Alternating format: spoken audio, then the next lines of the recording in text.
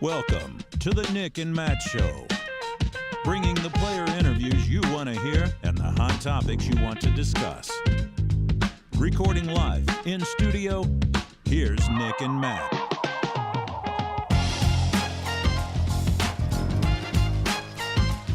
What is going on, ladies and gentlemen? Welcome to episode 134, presented by CosmicDG.com. Check them out over at CosmicDG. Check out all the great things that go along with that. Running tournaments for tournament directors, it's a way to get paid. Matt, I think you are wearing one of their hats that they also probably have up on that site. And there's another one waiting for me at Maple Hill. They shipped a whole bunch there, and they said, Matt, we're going to hold one for you. Go get it. You know what? I just forgot. It's actually in my car. I was just going to say, I forgot to get it, Ben. Yeah. It's in my car. Intern Ben's with us as always, everybody. And Evan Kearns. Welcome, Evan. How's it going? It's going pretty good. How are you all doing?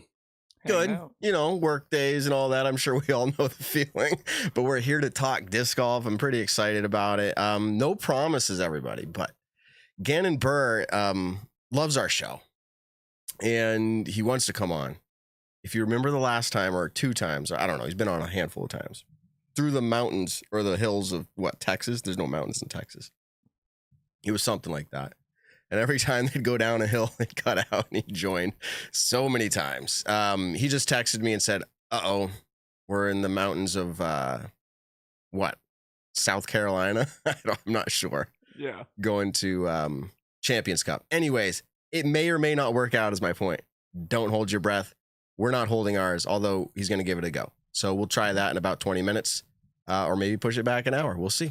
But that's tonight's interview if it happens. Otherwise, a few other interviews we had tried to line up also weren't working. So we're going to be topic heavy tonight, which actually lends itself to the upcoming week of the Champions Cup. So Nick, Evan, intern Ben, Hello. Blue Ridge, the visuals. Just talk to me about the visuals. What did you think of that? I mean, it looked like an immaculate course. The property in and of itself, like they were saying in commentary, looked very much like a destination place for everyone to want to go to. Check it out if you're, want to take a weekend trip, disc golfing wise. I think they have cabins on the property. I heard it's in the middle of nowhere in the mountains of North Carolina on the northwest side of it. But yeah, the property in and of itself looked awesome. I could do away with massively elevated baskets, but that's going to be, I'm sure, what we talk about in the next few minutes. Yeah, we're just talking about aesthetics. What'd you think, Evan? You texted a little bit. Want to tell everybody what you thought?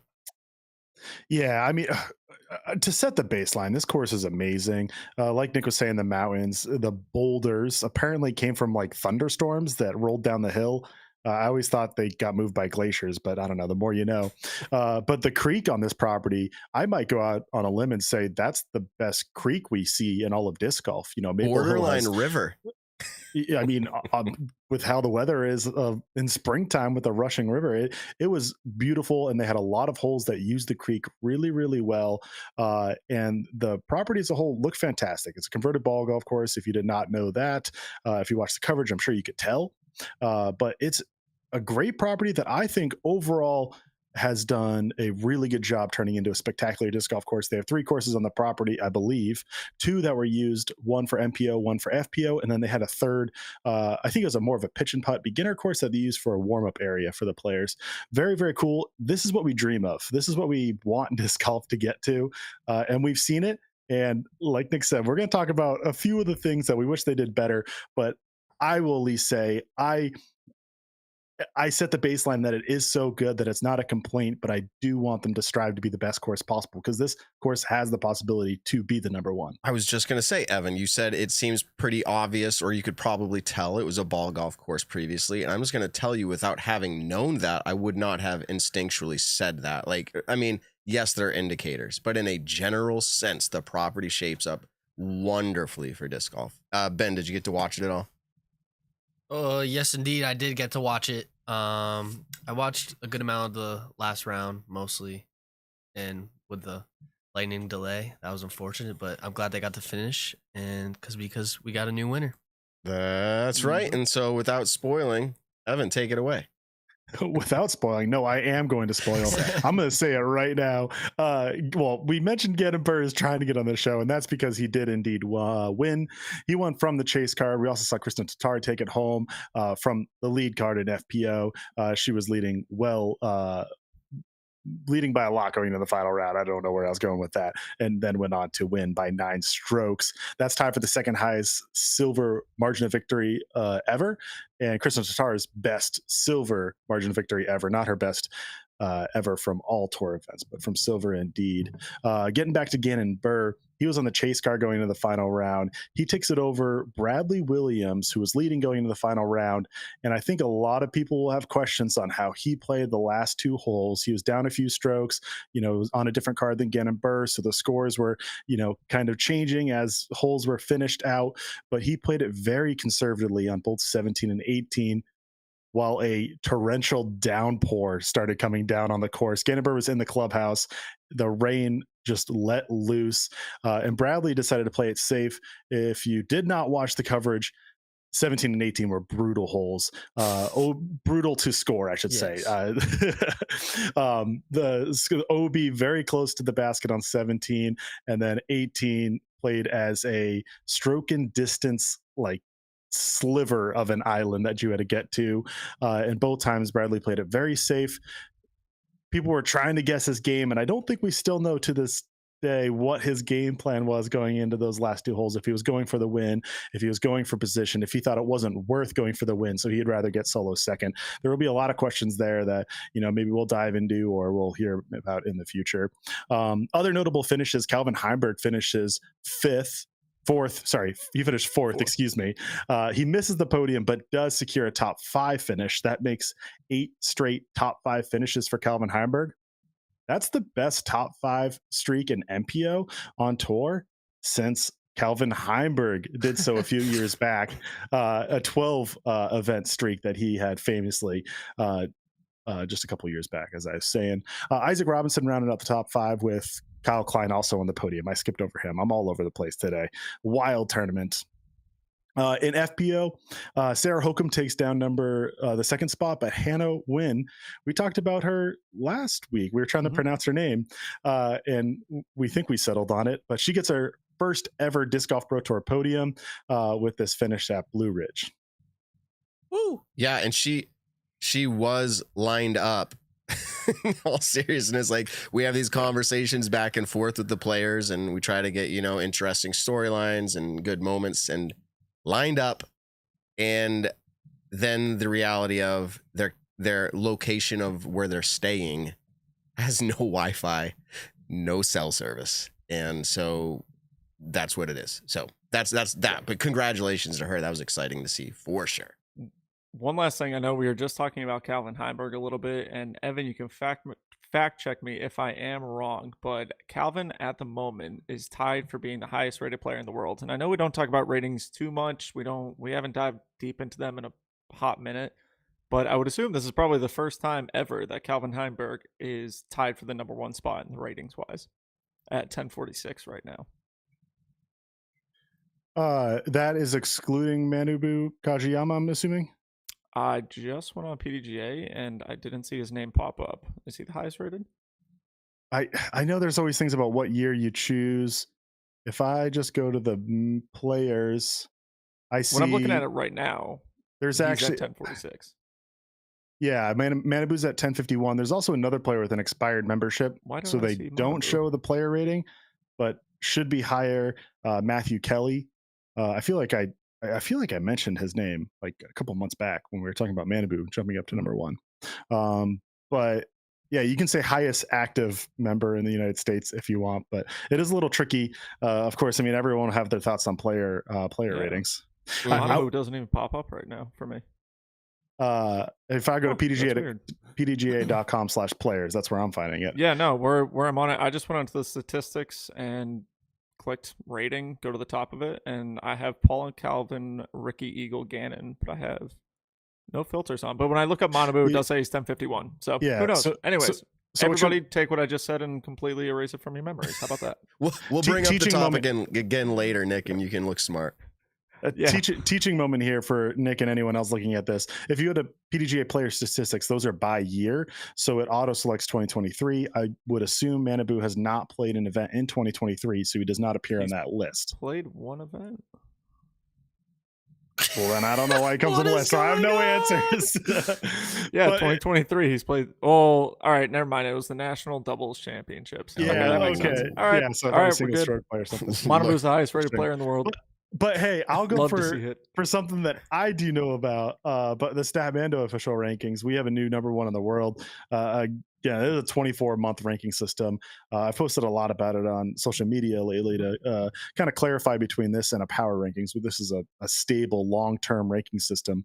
Calvin Heimberg, I would say, finally moved up to number one. People have been asking for him to be number one for a long time, and not that we choose when he becomes number one. It's all an algorithm.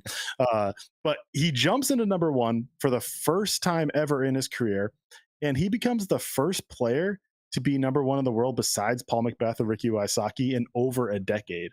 Will Schustrick was the last player besides those two to be number one in the world, and it was just probably a March of 2013, excuse me. It was week 11, I want to say, but it was early 2020. I keep on saying it, early 2013, excuse me. It was so long ago that I can barely say the year. Is this Statmando rankings? Yeah, it's our official rankings. Right. So it's the whole entire world rankings, all PDGA events. It uses field strength, not field F strength, but field strength, that metric to determine it. It's based off of how traditional golf does it, where the strength of the field matters, and then you take a certain number of events, and it just takes your top. We do top 20 for the past 52 months with degradation. So the past 13 weeks are worth 100%, and then every week after it drops off around 1%. It's a little bit less. It's like 0.91 to round out to 104 total weeks, as in 2 years. Yeah, that's cool. I love ranking systems because they are. Sorry, Gannon's texting me. They are not subjective. Or they are a little bit, because you have a group deciding on how this is decided, but yeah, they're built subjectively. Yes. I will say that. It's like every ranking is built subjectively. Yes. So when you said the first time in his career, this is what I'm thinking. You said for the first time in Calvin's career, he's number one. I'm thinking, well, there's probably a ranking system that had him number one somewhere else. But for the first time since Statmando's ranking system, is that what you meant, or did you mean that in the larger sense? No, Statmando's ranking system. Okay. UDIS doesn't show the week by week, so I can't go back and grab it. Right. And then I'm not sure. I would doubt he's led the PDGA US Tour ranking system before. Right. He has led our power rankings before. He was the reigning leader, and then Gannon Buhr took it over this week, and that's a 15-week system that we use. We have two systems: a 104-week system, 2 years, 24 months, and we have a 15-week system, which is like almost 4 months. And for that, your most recent week's worth 100%, and then it drops 5% every week after, and it counts your top 5 events plus any majors within that time span. I don't know. So, I kind of feel like Calvin's starting to slip a little bit. I mean, missing the podium. He needs some inspiration. Calvin, I believe in you. Champions Cup, you know who my pick is? Calvin Heimberg. We're not doing them yet. We'll do that later. Sorry. Got me all hyped. right, let's do it. Gannon's asking to come on in 45 minutes. Hopefully that's a sign of maybe it will be an opportunity that he can do it. So we're saying, yes, I'm not doing this to lead you along. No? I could just show you the text. No. Yeah, sorry, no, we can't. Like, who are you? Gannon. Yeah, text him back. Why are you texting? Intern Ben said, "Who are you?" And he said, "Gannon Buhr," and you said, "Okay." Side note. Intern Ben gets, recognized as Intern Ben, Simon's vlog, all over, everywhere. Intern Ben, everybody, right? And it's fun for us that he's recognized in that way. That's awesome. The kid with the Minion pound bag. Yeah, the Minion pound bag. All that stuff's happening now. But Ben, what did someone message you this week in an audio message? So I'm just sitting on my couch, just like minding my business, minding my day. And I just get a random Facebook voice message. And this is what it is. Gannon Buhr. You don't know the guy. No, I don't know the guy. Actually, I met him yesterday. Okay, you met him yesterday. He was randomly at Maple, and he came out and said, "Matty-o." And I was like, "Yeah, it's you." But yeah, he just randomly out said of that nowhere. to me. Yeah. No context, and I laughed out loud. It was very funny. So we've done it again. We're a trendsetter here on the Nick and Matt Show. People, start calling Gannon Buhr like that. When you see him, go, Gannon Buhr, you know. Buhr. We'll do the same. Make it a thing. Gannon Buhr. Gannon Buhr. Nice. All right. Yeah. Gannon Buhr. that was like a goat. Okay. So did we cut off your recap, or was that it, right? We talked FPO a little bit. Yeah, that was pretty much it. Okay. I mean, we could get into more and more details. I mean, of note, I was just one of the few players that I have show up on my top 10 no matter what, or top 10 plus any other players no matter what, is James Conrad, who finished 58th at this event. He did cash. We talked about him a couple weeks, or was it last episode, about how he had 2 straight missed cash events, was dropped off that elite major cash streak. He does hop back on cash, the cash streak, but you said last cash, Nick. Pretty surprising going into Champions Cup Monday qualifying, which we could get into too. We could recap that. Yeah. He ends up snagging one of those top 8 spots. I don't think he finished in the top spot. Of course, it doesn't matter whether he did finish top spot. Yep. Okay. Yep. Yeah, he was looking very, very good. There's a lot of players in the mix. I'll have to pull it up real quick. I have it in one of my tabs. Yeah, he finished 7 down, got the number 1 spot. Do we want to talk about Monday qualifying right now? Before we jump there, I do want to shout out, because I've been following the journey for a long time. I've talked about it on here over the years. I had an organization that we started called Kids Disc Golf. There is a 13-year-old, just turned 13, who was at Blue Ridge. And after round 1, he was sitting in, like, I want to say it was 19th, 16th place. I think it was 19th. 19th. With a -2, which that was a good round. And he's 13. Yeah, it was like 1040 rated. Yeah, 13. And he was, granted, he was first round players like James Conrad, Chris Dickerson. The list could go on. Vino, Nicholas Antila. You could just go on and on. The kid has the skill.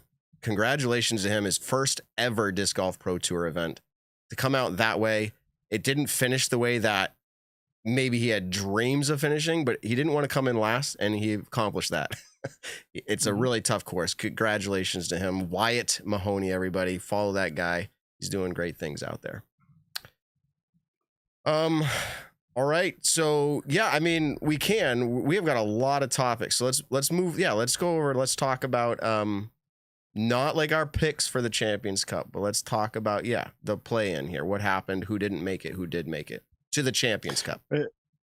Yeah, so this is the wait list, and it was notable because a lot of big names were on this wait list. There will be some talks about the players not doing a good job registering, or the PDGA not doing a good job letting the players know that registration was open. I don't really want to get into that personally. You guys can hop on that train if you want.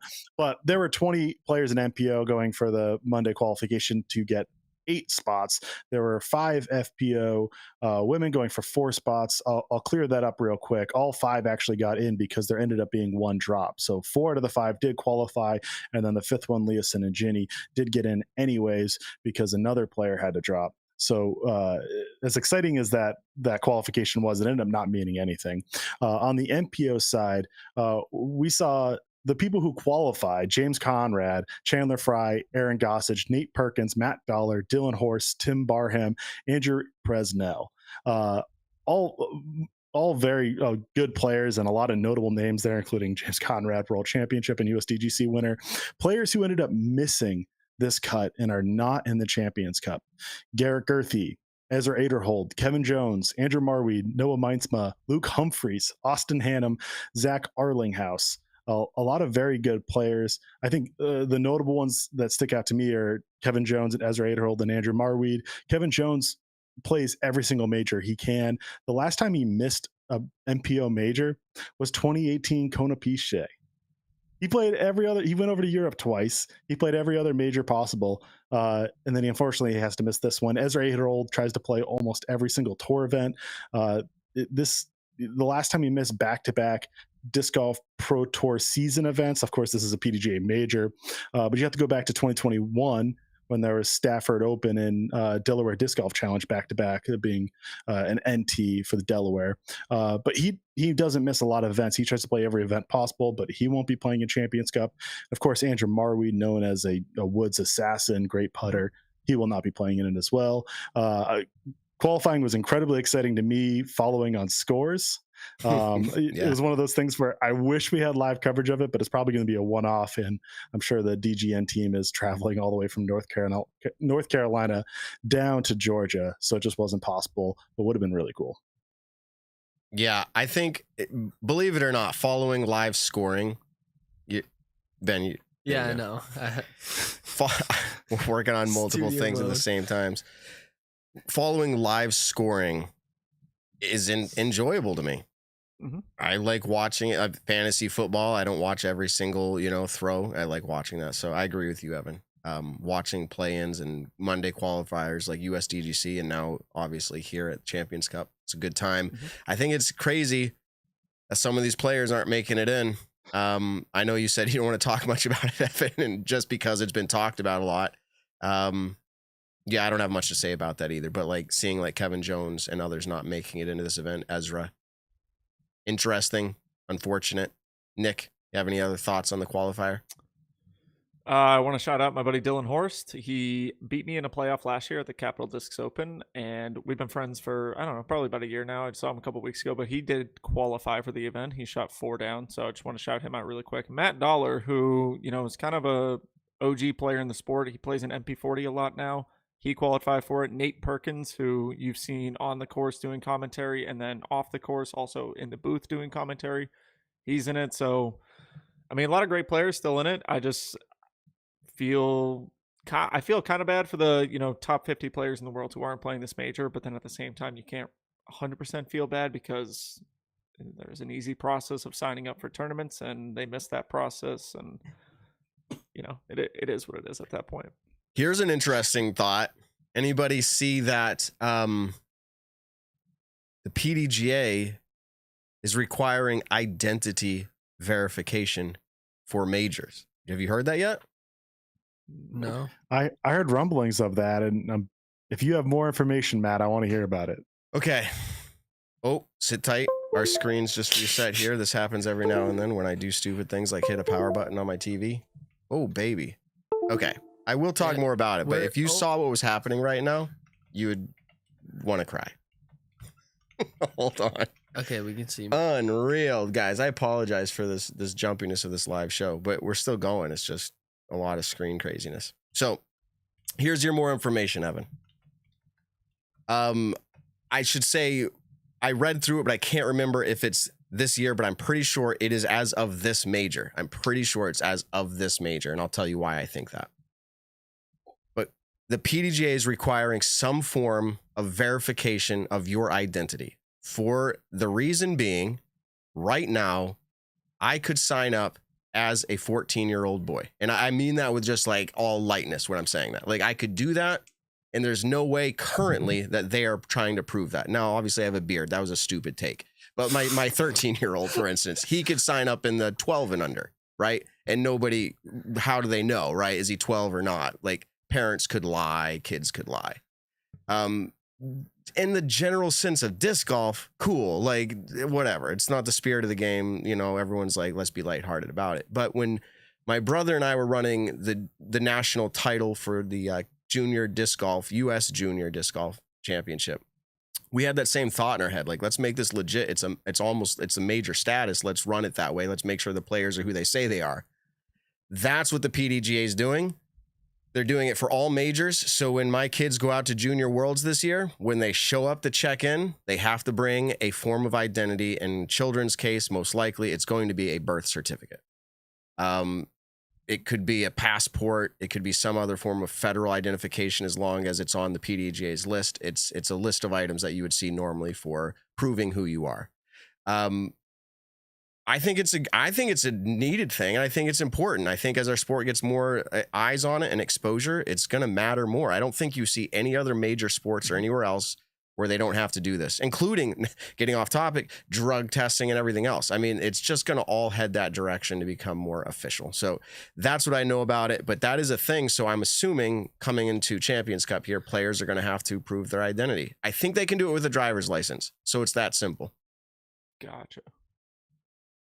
Yeah. Oh. And the reason I said birth certificate is because my kids don't have a driver's license. That would make sense. So yeah, next time you show up to a major, Nick, you better have your ID. I don't remember the last time that I've ever gone anywhere without my ID. You're going to get I've never been carded. one of those people who loses my license or anything like that. So, Do you have a story to tell us Unfortunately. about losing a credit card, though, down in Virginia? if you really want to hash that up, No. What episode is that on? We talked about it before. I do. That was on like, I don't know, Episode 10 or 7. something like Yeah, that. we're Long story short, the first year that I moved down to Virginia in 2017, I moved into an apartment with Paul. I had just driven 10 hours. He gave me his credit card to go down to Firehouse Subs and pick up some dinner. And so I went, and I was wearing a pair of sweatpants where the credit card fell out while I was in the store. I was just sitting down. They fell out of my pocket. And the apartment complex was only a minute down the road. So I drove back, realized I didn't have the credit card, drove back to Firehouse, and they had fully chopped it up. So that was their policy, apparently. You just anytime they glossed find a over credit that. card, yeah, anytime they find a credit card, they just immediately chop it up because how do you prove it's yours or whatever? And So Nick walks in anyways, to embellish. Anyways, he says, Nick walks in and he's like, hey, I left my credit card here. And they're like, oh, we cut it up. And Nick's yeah, like, they no, actually you gave didn't. me back the pieces of it. I was like, nice, just add insult That's to slap injury in with the that one, yeah. face. And Ben, Yeah, this is like the first, like, I don't know, month, weeks that he was down there with the Macbeths. It was the first day. First day. And this happens. Let Literally me the borrow first your night, card. You know, I'll fly if you buy, kind of a thing. And then it Yeah. gets cut up. He goes back to Paul. He's like, "Here's your credit card." Yeah. How They're like, nervous were sorry, you? Do you can't- think he's gonna can't kick you spend out? any money right now? Yeah. You think he was gonna kick you out that day? Oh yeah, I was like, you know what, my car's still half packed right now. I'll leave. Firehouse Subs policy. I've never heard of that. Just cut up a card. It's He hilarious. just cut it up. But then they would have been like, "Who are you?" You couldn't even prove it. You'd be like, "You're right. That's I not would have me." said, I literally would have said, Paul, can you come down here and claim Yeah. this credit card because I feel bad or whatever. Like if it had come to that, it didn't even get to that point. They chopped it up immediately. That's so it was a funny. nice blue credit card. So and it was funny. gone. So I literally walked back into the apartment. I said, "Hey man, I got some bad news," and then I just put it out on the living room, like chair thing you have the table. And yeah, so that's how I started out my life here in Virginia, and then I moved away from it, and now I'm back. So All right. yeah, Before we move on from the what I had mentioned about verification, it would be foolish to gloss over the fact that this is probably, I think it's a good move regardless, but it's probably a significant push at this point in the history of the sport based off of everything that's going on with transgendered competitors. It says, I think it said in the article on PDGA, which you can find it, it said that, what is listed on your identification is what you must compete with. If that is different, if like the identification you have is different, they talk about, here's the contact and information to talk to the PDGA about getting that fixed or whatever. But that's currently how it is. All right, let's talk a little bit. We're just going to jump all over.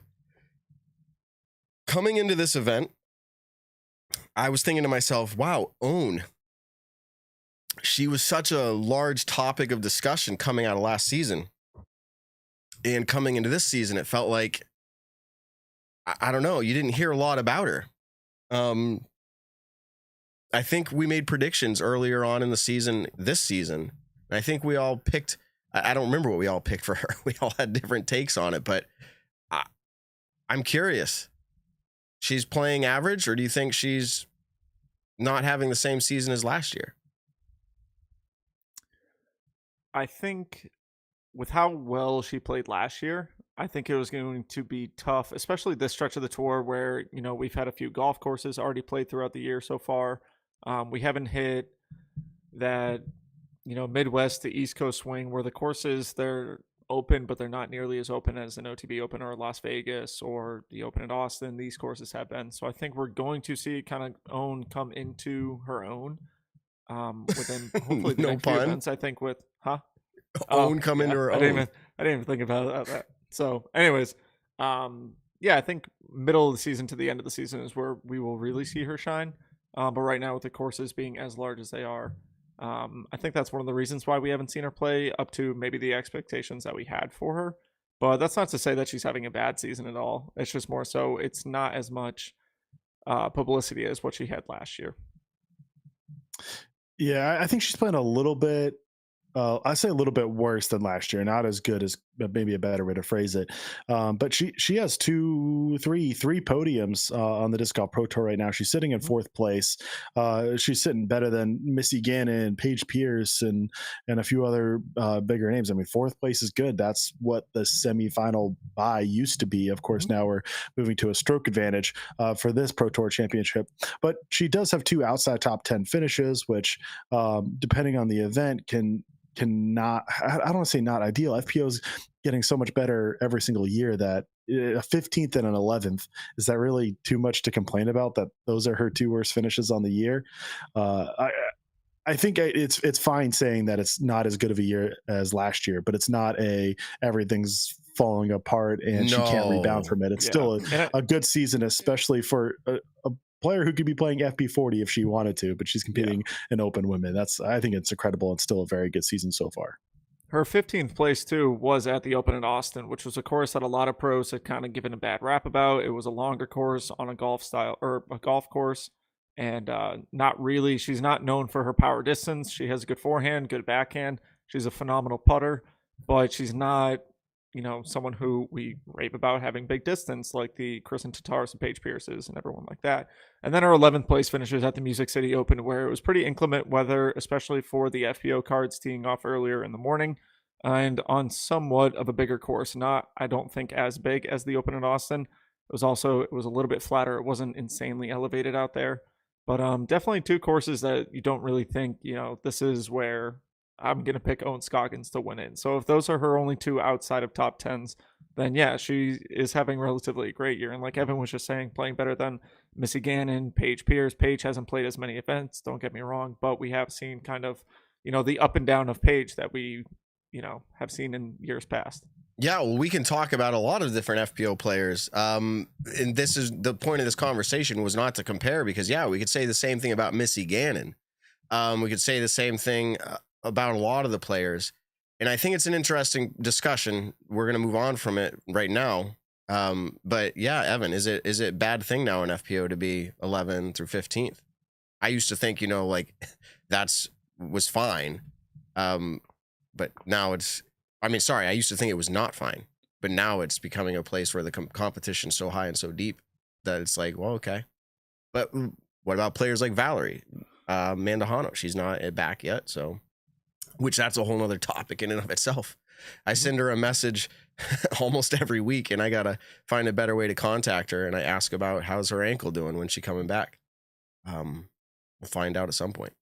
How about this then? Let's move from that to this. How impressed should we be with Kristin Tattar so far this season? How impressed? You're impressed. What would be a good word for that? Impress-o-meter. How impressed are you, Nick? I'm 10 out of 10. And how do you base your how you're impressed? Because last year, are you basing it off of last year's performance, or just like... Yeah. I mean, and then being able to watch the coverage, being able to watch her play right now, she's just so superior in every single category than a lot of players. And she can have an off weekend. She got a 5th place. Oh my gosh, 5th place at the Open in Austin. But other than that, she's been first place, second place, first place. So when it comes to picking off right where she left off, and she had said at the Open in Austin that she wasn't really feeling it. She was mentally going through some stuff, feeling lonely, all these different things, going on in her life. She's an overseas player who's coming over here to the U.S. to compete full time. She's leaving her family, her friends that are all back home in Estonia, besides for the ones who are able to come out and travel with her. And so, yeah, there's definitely going to be that loneliness, mental stress with it. You're worried about things that are potentially going on back home. We have no idea exactly what's going on with everything, but to only have one outside of the podium finish so far this year at the events that she's played, I think is pretty incredible. And then also winning 3 of them, picking up her 3rd win this past weekend. It's just awesome. And when you watch her play, the shots that she throws, that, harp up shot with a little forehand or backhand, the backhand tee shots, even the forehand tee shots, she's just consistent in every single part of her game, and I think we haven't quite seen that yet in FPO besides for Kristin Tattar last year as well. So say before 2022, we haven't seen such consistency in all areas of the game. Paige Pierce obviously has an incredible backhand, has great distance with it as well, and is a great putter. When she's on, but it hasn't ever really had that forehand that we are seeing out of a couple of the other players. Take Sarah Hokum, who got second this past weekend, had an awesome throw-in on one of the par fours. She eagled it with a throw-in. Some would argue about her forehand form, but she gets it done. She has one of the better forehands, especially in the FPO division, if not the best when it comes to technicalness of it with understable and overstable discs. But she doesn't have a backhand compared to what Kristin has. So, yeah, when it comes to being impressed how the 2023 year so far is going for her, I would say very impressed. And I think she has a lot of momentum going into Champions Cup. What do you think, Evan? How impressed your impressometer? However you want to determine that. I'll go the same scale as Nick, and so it's also a 10 out of 10. Through 5 events on the Disc Golf Pro Tour season, she has 3 wins. The last 2 have looked incredibly dominant. Through 5 events last year, she had 0 wins. And the one argument you can make for last year over this year was the podium record, and I really do not care that she missed the podium at Open at Austin. Nick kind of said some reasons why, but coming in 5th or 2nd, it's all the same as she's winning other events, and that's more important. She looks as dominant as she was at the peak of last season. Right now, the last 2 weeks, she has showed that she can come from behind and win. She has 2 come from behind wins this year. She only had 1 in her entire career on the Disc Golf Pro Tour coming into this season, and so she's already doubled that. She's proven she can dominate with a lead. She can prove she can rebound from a slow start. There's nothing that's getting to her. She's just playing incredibly well. Her shots are looking fairly dialed. I mean, her deep putting is looking, a little subpar. I will say that, but that's one minor thing where everything else in the game is looking good. Okay, so I am generally a positive person, but for this show, I'm never a positive person because I don't think that's exciting. So here's my questions would be, I'm seeing the chat, there's no flaws, she's perfect, you guys are 10 out of 10. Were there times this year that you had questions, though? Were there times this year so far that you've had questions? And I think this is the points I'd bring up. I think I agree with you of your final summarization, but look back to Waco. Was there a time during that event where you were like, wow, okay. Think back to even most recently, Music City Open. You're like, she's not leading going into the final round. Obviously, the game wasn't going her way. So there are rounds, right? And that's true with every player. But there are rounds where things aren't going her way. And she's proving that she can overcome that, and that's what makes a great competitor. But and this is not to say she's lacking in any area, but there are obviously times and places where there's a loose piece of armor in there, and every now and then that's going to come out. I hope we don't see that. We look back to Worlds. Was it last year? Was the Fort last year, or was that 2021? Okay. 2021 was Fort. Sorry, I'm going way back. So she won last year. Great. That was great to see after the Fort when she didn't perform as well. And that could have been pressures of Worlds in a whole different way because of where she was at in her game. Champions Cup last year, we know what happened, right? She didn't, I guess I don't know what to say. She made mistakes on the final hole putting area, the putting green. So nobody can be perfect. I see some saying, where did she come from in the chat? Wow, how is she that good? I think, and I've always said this, and I don't mean this by any diss at all to compare her to an MPO player, but work with me just to consider the feeling of the player that I'm talking about here. When I say Nate Sexton, again, I'm only saying that as a small comparison of style of play. Solid, on purpose, game plan, not affected easily, it seems, by emotions of the throws. I'm going to play the shot that makes sense, and we'll see how it unfolds. You look at some of our other competitors, Paige Pierce, I'll just do that example. Paige Pierce is I'm going as hard as I can, and she's changing, she's working on it, but as hard as I can on every throw, and you see she can be either super explosive or really far down the list. So I think it's working. I think more players need to look at this calculated game plan that doesn't involve as much risk. I call it the Nate Sexton way, but it's going to be the Kristin Tattar way before long. It already is probably. So anyways, yeah. Kristin's a 10 out of 10 as well for me. After all of that. I mean, even talking about Sexton's safe golf, let's talk about how Simon has dialed back his game and the success that he's found from that. And I know that's something that we've talked about a ton on the podcast. So we don't really have to hash into it. But I think in the FPO side, we've seen Paige Pierce kind of go for those hero plays, those hero putts, and it hasn't worked out in her favor. And it's not that Kristin doesn't go for those shots. She just executes everything a lot better than everyone else does right now. Mm-hmm. And I know recency bias is at an all-time high with seeing the success that she's already been having this year. But honest to goodness, when you just watch her play, her backhand form is silky smooth, but it's also powerful. Her forehand gets the job done. It's above average. And then her putting, you rarely see her really make those big putting mistakes. Now, every so often, everyone in the world is going to miss a 15-footer, a 20-footer, or a 25-footer when kind of the moment arises. But at the same time, she canned that 33-footer at Waco to end up winning the tournament after having an off putting day the whole time. But she made the putt that mattered, and that's what we saw. And I think one of the things that we can also talk about is Kristin Tattar, the final round at this last tournament, started out with a double bogey while Sarah Hokum birdie did. We had a 3-stroke swing right off the bat, which brought the lead down, I think, from 7 to 4. Kristin went on to just play immaculate right after that, ended up winning the tournament by about 9 strokes or so. So every so often we are going to see her make a mistake, but she definitely makes the least amount of mistakes out there.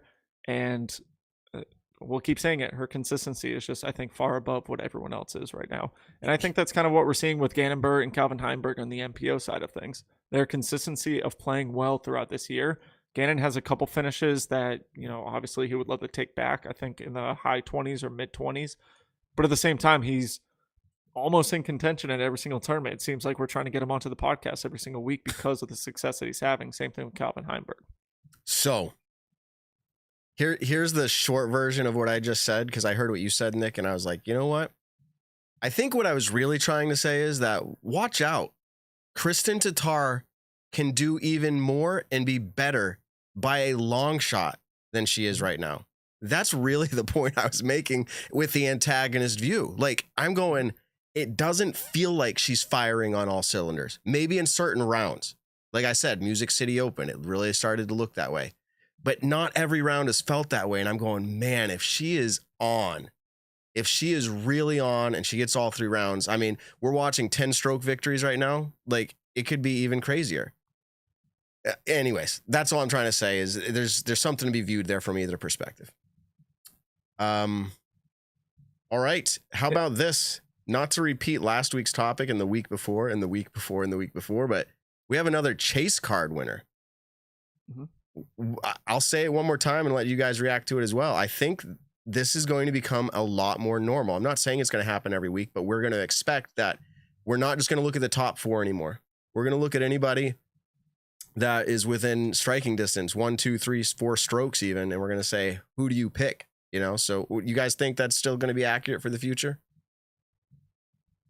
Yeah, I think with no, go ahead, Evan. You're excited about it. Go for it. No, I mean, we talked about this last week, and we were saying the same things as last week, and not that it's a bad thing. It's an emphasis on we've had another chase card win. Like, we're adding to what we were saying last week, that it is going to be more and more common. And I want to think about the stats that I had last week for Simon Lizotte. That he was the 3rd player ever to have 2 chase card victories, and that we had 3 chase card victories on the season, and that tied the most ever for a season. And so now, if we include the most recent silver event and we add in silvers to the season, we have passed the most chase card victories. We had in Gannon Buhr, who gets a chase card victory just a few weeks after he got one at Austin. He now has 2 chase card victories. So if you're including silvers in the qualifier, he's right in that club with Ken Kleinbell, Paul McBeth, and Simon Lizotte. Mm-hmm. We're just like repeating the same stats, but adding them onto themselves, which is a cool thing. And that shows how common it has been. I think, like, at this point, I got to guess we're going to have at least 3 more chase card winners for the rest of the season. Like, I feel like that's way underselling it too. Like, I feel like I have to say, like, there's going to be 6. We're not even halfway through the season and we have 4. That's insane. But I will tee it up for this. We have never, ever seen a chase card winner at a major. At least with I was gonna say ask you about that. properly reported data. The 1985 WIFTIF World Championship, it was only reported as, I think, a 1 round, but the scores were high enough, something like that. So we can't, accurately report on that one. But when there is accurate reporting in the PDGA database, we have never seen a chase card winner at a major from either MPO or FPO. That's also not counting other majors. So don't at me that there was some, MA50 chase card winner one time. But there's such a huge chance that we see that at Champions Cup. I feel like Champions Cup's probably the event to see it at too, because Worlds is being 5 rounds. European Open, I feel like, is a little bit more of a separator, and same with Winthrop. So I think Champions Cup, we're primed to see it. It'll be interesting. So if this is why I think we'll just solidify it one more time. I mean, the players it's getting so much deeper. Again, we don't need to rehash all last week's conversation, but if you put Gannon Buhr, you put Chris Dickerson, Calvin Klein. I'm looking at Kyle Klein. Yes, because in this list that I'm looking at, it's Kyle Klein and Calvin Heimberg together. I just said Calvin Klein. So you put Kyle Klein and Calvin Heimberg in the top 4. You still have Ricky Wysocki, Paul Macbeth, Isaac Robinson. You could add a whole bunch of other players. The point is, if you get any of those in the top 8 or top 10 or top 12, we used to say for Paul, remember, if it was the last day and Paul's within like 8, you're like, he could win. And it wasn't a joke. Yeah. It wasn't a joke. It was legit. And I think more players are not Paul's status, but the competitive drive and the skill level for an event now is there, where you can watch Gannon Buhr do it. You could watch Ricky Wysocki. You watch Simon Lizotte do it. So it's going to become more regular. That's an interesting take, Evan. Maybe 3 times. Maybe that's under. We'll see. We'll watch how it plays out. I'll add one more thing too. We've never seen a chase card winner from a major. We've also We've only once seen a chase card winner from a 4-round tournament. The only time we saw it was 2015 Beaver State with Paul Macbeth taking it down from chase card. That's the only one we have. Every other one was 3 or even 2 rounds. So that'll be interesting when we talk about the chase cards this season. They've all been 3-round events. None of them have been 4 rounds. The only elite event without a chase card winner, that's right. Like, I'm not going crazy for the 2023 season. The only elite event, was the 4-round Las Vegas Challenge. Yep. Every other one's been 3 rounds. And if you go back to last season with MVP Open, that was also 3 rounds because of the canceled first day. That saw a chase card winner. So let's talk a little bit about the brain freeze I'm having. I was like, let's go there. Then I was thinking about the stats you were just saying. So we're going to WR Jackson. There's going to be 4 rounds there. Who knows? Does that actually predict that chase cards are less likely? Because by that point, the average over 4 rounds, the player who's just playing better consistently is likely to win it. And this goes maybe to that stat of Paul Macbeth in majors. He has, I know we were talking about this in our group chat earlier. If you drop Felberg from the list, I think that's what we were saying. He's got the same amount, or is that accurate? The same amount of major wins as the total combined field if you drop Felberg. I was going to say, out of I think it is 108 players in the field right now, Paul Macbeth has 17 major wins. The other 107 players combined have 24. Take out Dave Felberg, and the other 106 players in the field have 17 combined major wins. So yeah, I mean, when it comes time to win a major, Paul Macbeth, Paige Pierce, Valerie Jenkins have always been players. Ken Climo, obviously, have always been players who kind of rose to the top for those occasions. Being longer tournaments, I think, is one of the biggest things. Back when Kenny was winning Worlds, they were 8, 9, 10 rounders. Valerie and Paul were winning Worlds when they were 7, 8, 9, 10 rounds, I think. Maybe 6, 7, 8, 9. I don't really know. But I kind of miss when majors were like that, or the World Championships were like that. Just watching that was cool because it was just a ton of disc golf content to consume. But now with them being 4 rounds, a cut after 3 rounds, you kind of see those players who should be there mostly at the top. It's really hard to kind of pick who can be the winner. I know we're going to do that later, kind of picking it out, but it's really tough to actually think who's going to win the MPO side for this upcoming major. Right. Yeah, go ahead, Evan. You want to know something interesting, though? If we're talking about combined majors, Paul McBeth, of course, has 17 majors for himself. Take the Disc Golf Pro Tour top 10 as of this current week. How many majors do you think the other 9 players have? Because Paul McBeth is 6th right now in Disc Golf Pro Tour points. Wait, The say it other right 9 now? of just the top 10 in Disc Golf Pro Tour points, how many majors do the other 9 have? This is a two-parter because you got to know who's in the top 10 right now. Like Ricky Rasaki is not in the top 10. He has 7 majors. Dave Feldberg's not. Ricky has 6. Dave Feldberg's not. He has 7 majors. Maybe 6 and 7. I forget which one's which. Sorry. Maybe 2 or 3. 10? It's got to be low, 1. right? Is it Gannon Buhr with 1? And Chris Dickerson. Yeah. Oh, and Chris Dickerson. Yep. So there's 2. No, 3 because Chris has 2 wins. That's why I said Chris, 2 or 3. I think it's. Yeah, you guys have it right. That's it. That's the list. No one else in the top 10 besides those 2 and Paul McBeth have any majors. I mean, you have players who have a lot of elite wins, like Calvin Heimberg and Simon Lizotte. Simon Lizotte's 9th, yep. But Calvin Heimberg's number 1, of course. They have a combined 15 elite wins. Those 2 are number 1 and 2 for most elite wins without a major win in their career. 8 for Heimberg, 7 for Lizotte. Okay. So we're going to keep teasing it out there. Maybe Gannon Buhr in a few minutes. And also we'll talk a lot more major, the Champions Cup. Before we move fully away from this last event, though, how do you view a silver event? I haven't decided yet. I usually make the decision based off of the strength of field. Who's there? Well, most silver events so far that we've had this year, and the MPO side, the top 1 and 2 players have been to each one of those events. And I'm talking about Gannon Buhr and Calvin Heimberg are, I think, who you could kind of consider 2 of the best players in the world right now. And I think they've played, has there been 1 or 2 of them? There's been 2 this calendar year and then 4 this season. Okay, so let's talk to this calendar year. Do you the Blue Ridge and then Texas State? That's right. So you do it the same way. There's no difference in your mind between a what they call the elite, difference. Or as long as the players are there, it's the same. Like the win should be valued the same. Like that's what I'm talking about. Is how are we looking at these events? Like, hey, all the greatest players in the world are there. Are we treating it just like as if it was the same as D-Glow?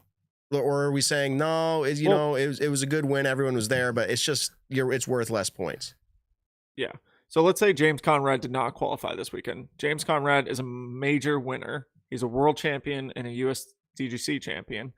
If he was not playing this event, and let's add 3 other names onto that list with Ezra, and let's say Paul somehow didn't sign up for the event, didn't qualify for it, would you still, like, this tournament is a major, they didn't sign up for the event on time, would you still consider it a major? Because the strength of the field is a little bit lower. I mean, each event has their own levels. So you have the Silver Series, the Elite Series, and the majors, but then you have C tiers, B tiers, and A tiers. Now, each one of them has kind of their own wrap around it. I would rather win a B tier versus a C tier when it comes to certain things. But if a C tier has 100 players who are all 980 to 1020, I'd rather win that than a B tier where there's no 1,000 rated players at it. You know what I mean? Because I know that I played better than a majority of the people, or that I played better than all the people there, but there was a much better strength of the field. So I think with the Silver Series right now, we still are getting a lot of top 10 players going to each and every single one of them. I mean, this past one had Calvin Heimberg, Gannon Buhr, Ricky Wysocki, James Conrad. You can kind of go down the list of the players that actually were there. We are missing Paul. Was Chris Dickerson at this event? I'm not really sure.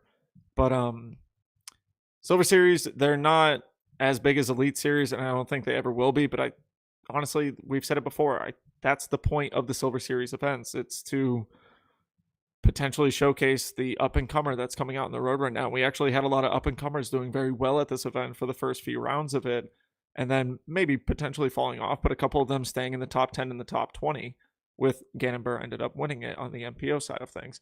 So relatively, to kind of make a long story short, the Silver Series events, I don't count them as high as an Elite Series event, and obviously not nearly as high as a major, but to take down a win against a majority of the best players in the world is no small task. So I still think it's great competition. It's great that we get to watch it, and it's showcasing different courses that we haven't seen before. So I also like that aspect of it. Yeah, Evan, any thoughts? I think they're clearly below elite events. I mean, the top players are still there, but the depth of the field is definitely not. And with how many players we see winning from all over the place, I think that has to be valued. You can't just look at Calvin Heimberg, Gannon Buhr, maybe Ricky Wysocki showing up and say, oh, yeah, it's the same as an elite event, because we didn't have Paul Macbeth at this Blue Ridge event and Chris Dickerson, as you're getting at. We also didn't have Simon Lizotte. He doesn't really play silver events. On the FPO side, Paige Pierce has played like one silver event in her entire career. Eagleman, I don't even think has ever played a silver event in his career. So these are players who can win on any given event. And if they're not there, that is a subtraction of some point, maybe small, but of some point, and when it adds up throughout, I think it is valid. If I look at again, I'm going to hype up the Statmando field strength metric. You can look at it on our site, and you'll see clearly that there is a tier 1 and a tier 2 this year so far. The tier 1 are the elite events, the tier 2 is the silver events, and then you drop down a huge gap until you get to like the Memorial and such of other quality A tiers not on tour. So I wouldn't just call it an A tier. I think it's much better than a normal A tier, but it still is a step down from elite events, and they still can play a great factor. I mean, look at the excitement we had. So this past weekend, it doesn't mean that they're not exciting and they're not worth talking about. They're definitely a part of the tour, but they are a tier below elite events, and which are a tier below majors. Okay. What do you guys think of this idea? It wouldn't be for now, but in the future, capping that to certain players, below certain points and tiers or whatever you want to call it, to where what Nick said, which was like, hey, let's feature these other players. It would be awesome to see some of these players get their first win. Granted, not against the strongest field, but I feel like that would be a moment to be like, this guy won, and maybe it's a qualifier for something like a major or something like that, right? To be able to watch. I think you would lose a ton of viewership. 100%. Yeah, I didn't say for now. And I think that's one of the biggest things that, I mean, it's why the Disc Golf Network can kind of, let's say, survive the way that it can survive. I'm not talking about now, Nick. Yeah. I started this off saying not now. Not now. I'm talking about down the road future, because you're right. It wouldn't kill the Pro Tour, but it would be very defeating for it right now if they were like, hey, Paul, you can't show up, Simon, whoever, right? That would not be a good move. But I'm just talking about in the future. Like, we want to see some of these players featured, and not have Gannon Buhr, who's now ranked number 1 in the world per some rankings, as well as Calvin, who's ranked number 1 in the world by some. Like, I'm not saying they're taking, candy from a child. Ricky was there as well. I'm saying everyone's donating to them right now. Yeah, it'd be neat to see a tour that featured some of these other players long term, maybe. So. I think that definitely could work, but if anything, I know some of the players aren't playing any of the Silver Series events, and I think that's great. It's, for your body, you got to heal up. Let's say, I think Simon's a little bit above. No, I think he just turned 30. And like Nate Sexton has said in the past, Nate Sexton is more towards the end of the career than he is the beginning of his career. Gannon Buhr and Calvin Heimberg not being too old, but Gannon Buhr being a young gun is cashing in on the perfect opportunity right now. He's going to these events. He's playing all of them. He's already made $20,000 this year, and that's in, honestly, a month and a half of solid disc golf, and he's made $20,000. And this is also all while this whole Prodigy lawsuit thing is going on, and we haven't really talked about that in the last week or two, so I'm kind of curious where things are at with it. You can ask Gannon in just a minute. Exactly. If he ends up getting on, then we'll definitely just say, hey, is there anything happening? I've been texting him. He says, what's the latest I can join? I don't even have 1 bar surface. So I'm going back and forth with him. 8:50 p.m. As soon as he gets in, I'm just cutting everybody off, and we're just going straight into an interview, cut them loose, and then we're on to the next topics. But we'll see if that happens. Yeah. Well, I'll hop into that topic and say I don't think I want silvers as they are now to change. I think they have a very valuable place in the schedule where they're very much, I would say, I'm going to say a normal Pro Tour stop, but with the flexibility that you can take a chunk of them off. If you're a pro who has plenty of points, you can be like, hey, these are my plans, skip ones, but I'm really going to try to make as many elite as possible, but I can be a little bit more sparingly whatever, you guys know what I'm trying to say, with the silver events. I think the ship has already sailed on this being any sort of qualifying or even B tour type thing. I think that is totally out of the question, in my personal opinion. But the Pro Tour has made mention of having a possible qualifying tour. They've said it. They've been thinking about it. I don't know if there's any more news on it, but I think those would be a lot more what we're going for, which I would like to see some sort of capped, and you can get a Pro Tour card from that. Maybe the winner of that, the winner of a silver event gets a tour card for the following season. Gannon Buhr already has it locked up, so he didn't win one this weekend. He already has it locked up. It could be USDGC qualifying type, where it drops down to the next player if they don't have it, and so on.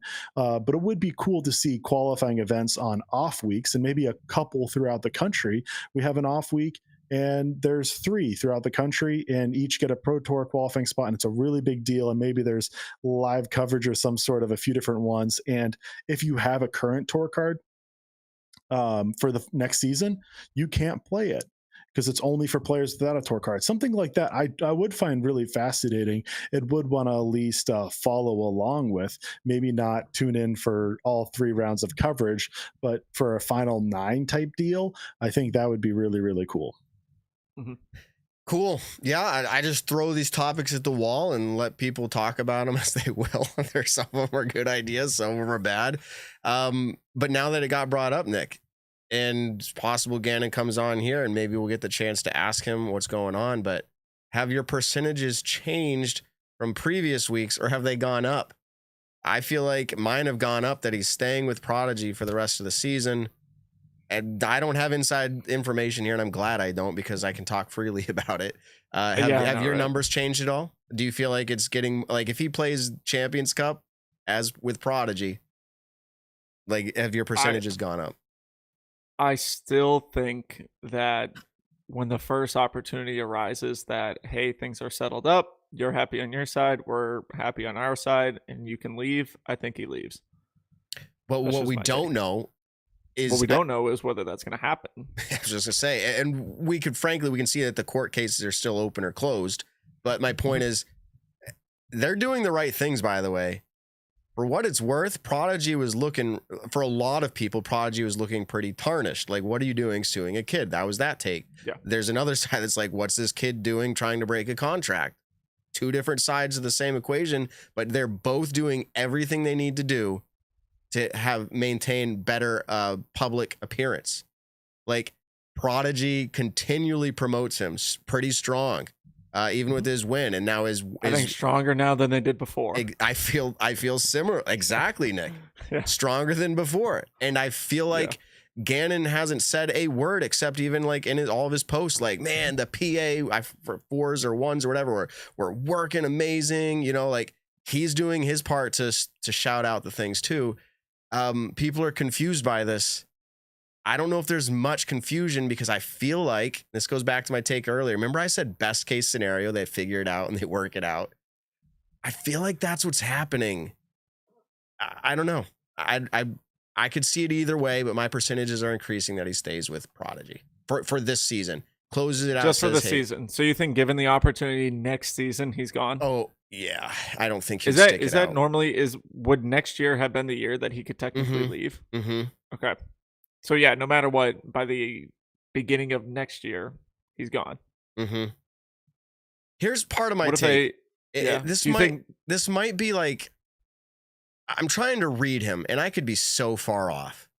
Gannon, if you probably can't watch this right now because you don't have good service, but if you're watching this later, Gannon's a good dude. He's 17, but he's like good-hearted guy. Mm-hmm. I don't think he didn't want any of this like to be bad. Absolutely not. And I have this feeling when things started to go pretty bad, I don't think he liked that feeling. Like, again, this is my take. He did not like the feeling of what was going down.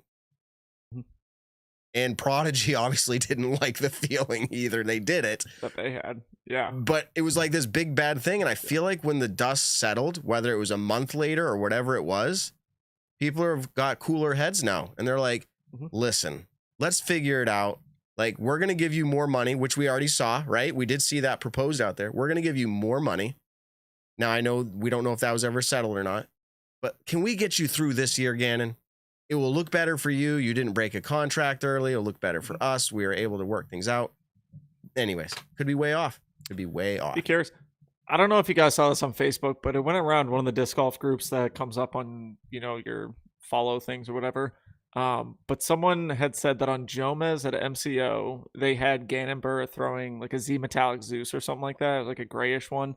And so everyone was commenting because Jomez does, what disc they're throwing, and it apparently could have been a mistake. But someone finally tagged Gannon in it, and Gannon was like, yes, it is a Zeus. And it just got the whole chat just absolutely wild, or all the comment sections absolutely wild on that, of people, believing it or not believing it. And it was pretty funny. So Gannon kind of making a joke What do in you the midst think, of all intern this, Ben? where he was just like, yeah, it's a Zeus. I texted that in the group chat. No one responded to me about that, but I did. I was like, either Jomez busy, is man. messing up or Gannon is actually throwing a Z Metallic Zeus. Because I saw it the first time and I was like, okay, they messed up, but they kept doing it. So, and if Gannon said he did it, I think he might have been throwing, but You can ask him that when he comes on, if he comes on. he's coming on just for that. He's gonna question. say, yeah, it was a Zeus. Like I swear, it's just gonna be because it's funny, unless it actually is, and he's just long conning everyone right now. Here's what we got to do though. Is we got to get around the question in a different way. We can't mention Jomez. We just got to be like, Can we say, can I see your bag? Show me what discs are in your bag. yeah, like you got to Franklin. get to it. You got to get to it in a different way. Like, like how is that Z Metallic nuke you're throwing? And he goes, oh, it's not a nuke, it's a force. Zeus, Then we you know. mean? Right. Oh, okay. Oh, Zeus. Sorry. Come I'm- on, see, I'm- Kearns. Yeah. See, you're fooling Please. yourself right now. That's how in depth you See? are. You're Like, making yourself confused. See, I just learned this for the first time, and that's how I would react. Like, I just proved my point This- exactly. That Yeah. This is So- Gannon Buhr all the way, though. Gannon Franklin Buhr. Disc, the whole segment with Franklin Disc. Are you going to Franklin's? Yeah. Oh, yeah, I'm so smart. I got out of my contract. Or, yeah, absolutely. I'm going to Franklin. Yeah. They're so awesome. Like, that's his, and I'll use the word shtick. It's who he is. Like, Yeah, exactly. but was he or was he not? That's fun to talk about. If he was throwing that, what does that mean? I think it means that he's trolling everybody, unless he's going to Discraft. But that's Well, not so the it was- rumor on the street I heard was not that Yeah. it was Discraft. It was funny just Maybe it because then everyone gets into kind of a pissing contest online of information that they know from years and years ago when Yes. Prodigy first started, and how a lot of the pros were throwing Innova stamped, or excuse me, Prodigy stamped destroyers, and they just wiped the stance. And Ricky Texas States was putting with KC Pro AVRs that were Prodigy. It was just funny because everyone's like, oh, I know this, and this person told me this, and I've known this pro for years, and they told me this. And it's just, I don't know, it was just funny the way that Gannon played into it to make everyone kind of go off the deep end and freak out about it. For me, it was comical reading for about 5 minutes. So I liked it. Caroline Henderson, I already said this last week, signed with Prodigy. But and this is probably true for a lot of signings, I would imagine, although I don't feel like I heard it recently. But they're giving her 6 months to learn their disc, so she can throw whatever she wants for 6 months and be sponsored by Prodigy. So that's good. If she wants to continue, right? That's what that means. Well, I guess so. Yeah, she could cancel her contract. As in, it's not just like a 6 month contract. It's like, Or like no, an it's like a at-will. 3-year contract or Yeah. 2-year contract, but she can. Yeah, she gets 6 months to learn the disc. yeah. Yeah, and I assume once that 6 months hits, she's still locked in with Prodigy. Yeah. It's not like she can be like, "Oh yeah, Yeah. I don't actually like these discs." Yeah, Like, no, exactly. it's just time to cycle in the bag. I mean, if you think about a player in her shoes, up and comer, she's not trying to mess up her game right now. She's really trying to get her break on tour. And if you switch up your whole bag, like that's like we always say archer, not the arrow, but that's enough right there to hurt your game for a little bit. There's a difference between that type of player and someone like Paige Pierce or Paul Macbeth switching manufacturers in the off season. Prodigy Or is Sign of just the so Rock. confusing too. I'll just go there. Like it's not. I know that they say it's not confusing. Like D1, D2, D3. Those are easy. I know, but it's just like PA1, I PA2, just don't know PA3. how anything really flies. That's why I don't throw Prodigy, just because I just don't know off the rip how they would fly. Where if you say, T-Bird, immediately just that Yeah. word just You know how it screams flies. fairway driver. Like, You oh, just know how. obviously, if you name something a T-Bird, it's clearly going to fly like this. Destroyer. Yeah. Like the name absolutely attributes to how it flies. No, it does. 100%. You're telling me you hear destroyer and you're thinking flippy, understable thing? No, you're thinking a destroyer. Okay. To be fair, a destroyer does make a little bit of sense. Pig, But T-Bird, pig, it could easily be rhino. like something flicky. But the point still stands is that you hear those names enough that it then resonates within you, and you know exactly what they are, whether you try them or not. So you just need to get to that point, Ben. That's all And it just is. put flight Hold on. numbers too, Prodigy. Hold on. Come on, Prodigy. Hold flight on. numbers. Fun little segment. If our names were or who we were representative of the disc style, what disc would you be? So like Ben Kenny is definitely is he a mid? This is something we should let the chat choose. Okay, for yeah. us. Because like I can't choose my own disc. No, I was because gonna- This is would almost like say, what would your tour series be? Yeah, exactly. As in Yeah, like if no, let the chat when choose. you, right, if but you when had you to say pick a disc, destroyer, it made sense. It Yeah. was like, oh, that's definitely a driver, right? Pig's definitely a putter. So like, is Matt a putter or a driver or mid range or something else? Is Nick? What is oh, Nick? I get what you're saying. I'm a Yeah, Wahoo. Yeah. No, not what disc are you? Like, what style disc? I are thought you meant what disc are you, but you're saying what style. Oh, like we can what do. We type should of do disc. both. I feel Putter, like driver. what disc are you is fun. All right. Daniel goes, you guys are all mid. I love Whoa. it. Ben It was is a savage groove. compliment. It's true. Matt is I'm a glitch. Is that even a Flippy thing? putter. Matt is the tee box. Nice. Matt is a T. What does that even mean? People walk all over him. Yeah. No. Yeah. Ben putter. All right. Everyone's saying I'm pretty much a putter or a groove. Someone said I'm a 30-year-old DX AVR. Nice. Evan's the Tesla. Someone said Nick is a caddy. Which now some people are saying, yeah, Nick's a caddy. I'm an emperor. Let's go. I just thought if it was obvious, like when you hear like Prodigies, you're like, I have no idea. But like when you hear this is the Ben Kenny, like, do you think of like what that disc is? The Ben Kenny. If I were to have a tour series, it'd be a destroyer for me. Okay. Honestly, like one of the number one selling discs, and it just It makes ton of them. sense. Little tidbit for anyone either starting out or doesn't really know about this. Most people do, but Innova has a factory store where it's like super cheap. It's just cosmetic defects, like the stamp didn't work out or something like that. And if you order 10 or more discs, you get 20% off all discs. So that's what I use. I've been buying Star Destroyers for like $9, Halo Destroyers for like 12. Just go in the Innova factory store and get yourself some cheap Innova because your bank account will thank you. I'm surprised no other companies really do that, like XL. Well, you have to buy them. What do you mean? I just pick up the discs I see on the course, and then I don't have to pay for them. So you don't call people back? I'm playing around. If you ever seen Ben on the Evan course, you is know a thief. his entire bag is just factory. It is factories. I don't think I have a I have stamp no on any of clue my what discs. any of his discs are, but I mean, it's called the Destroyer, so you know exactly what it means. Even though the stamp looks the exact same as your Wraith, as your T-Bird, as your whatever else you got. Yeah. Okay, that was random, but someone said actually Evan is a criminal. Oh my goodness! Evan is an assassin. Evan You is an kind of just threw overstable yourself mid-range. into that. I'll take a stable mid-range. Yeah. Oh sure. my! Evan is a Berg. Let's People go. are getting- Hey, Evan I literally wanna is no, say- you are a Berg. Oh my goodness. You are literally a Berg. That's insane. That is I don't know that what to we think found about it for that. Evan. He is a Berg. Wow. The Evan Berg, the Statmando Berg. Is Yeah, there a annoying big disc? grip Is there a and goes disc for nowhere. everybody? Evan's a Ringer GT. I like I'm trying to hone in on Nick. Like I feel like I know Nick as a disc, like I do in a previous. Nick is a life. buzz, Overthrow just said. No, I feel like he's a driver. I'm just trying to figure out which one it is. No, yeah, he's definitely a driver, like See? very neutral. But I Very don't know which neutral one it driver. is. When I But, like, hear it it, can't be an obvious one, and I don't know whether it's like a distance it's- driver or It's a a king fairway driver. It's a- West side. yeah. Come on. it's a king. Or it could be a queen. You don't know. True, it doesn't have to be Discraft, does it? I was gonna say maybe it was the No, heat. if we're taking everything.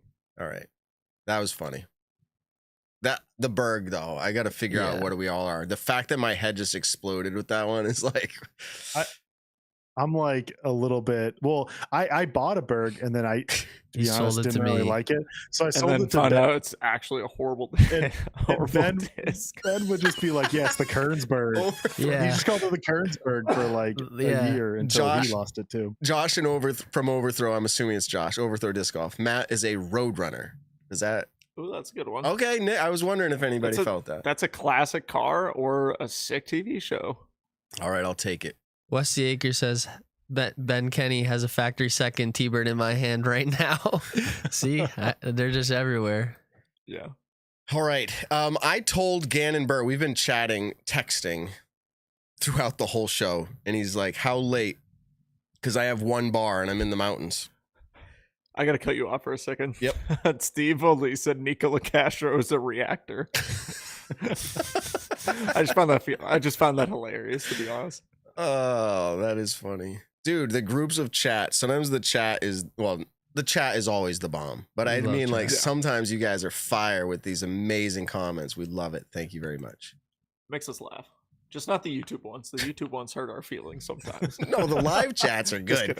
We're getting way off topic, but I'm saying the YouTube, like the post-production. Yeah. What's weird is when the comments come in about like my body parts. They're like the eyebrows last week.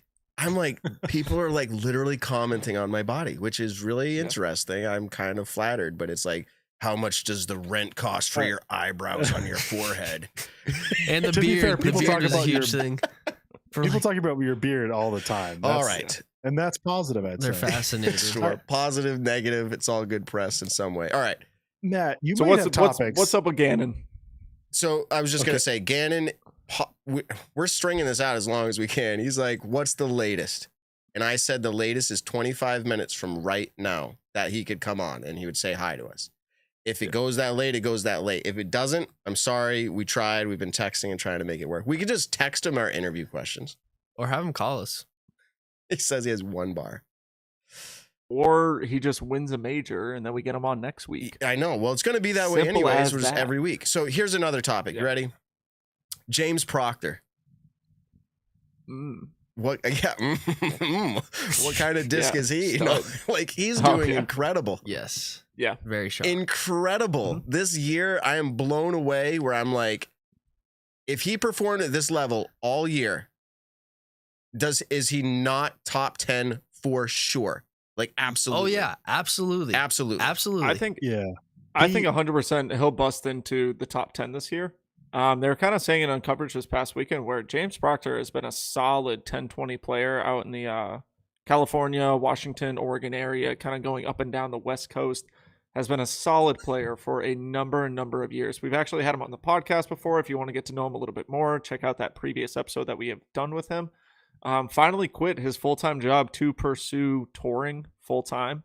And I think he's doing an incredible job. 3rd place at the Open in Austin, 4th place at the Texas State, 6th place at Music City Open, where he was actually on the lead card for the second round. Las Vegas was a top 15. His worst event actually is this past one, 32nd place at I think is probably the flukiest and hardest course that we've seen in a long time. We actually haven't really talked too much about the course right now, but I think for that being his worst finish is pretty incredible. I think he's playing immaculate right now. He's super fun to watch play and everything like that too. So yeah, top time by the end of the year. That's my take. All right, I got an analogy here. I think he's the next Matteo. Ooh, is that a good thing or a bad thing? You know, I'm gonna call it a good thing. Like it's all within reason. You know, that's another great take, Evan. Like the Berg for you was really good, and now you're saying the Matteo comparison. I'm going, dang, that's another great comparison. See, I don't know if I agree with the first one, but I appreciate you agreeing with the second one. Kernsberg. But the thing with Proctor is like he made a name for himself years ago, then kind of backs off to kind of a local dominance with, you know, coming on tour ever so occasionally. And then now he's on and just being like, yeah, top 20s every week is easy, except for Blue Ridge, but top 20s every week and looking amazing. I don't think he has yet looked like he's a winner though. Which Matteo last season did have a few events where he looked better than just not a contender, but up there in top 10. But he did win Stafford Open in 2021, so he has won on tour, just not an elite or major, and he has been very, very close, leading within the back nine.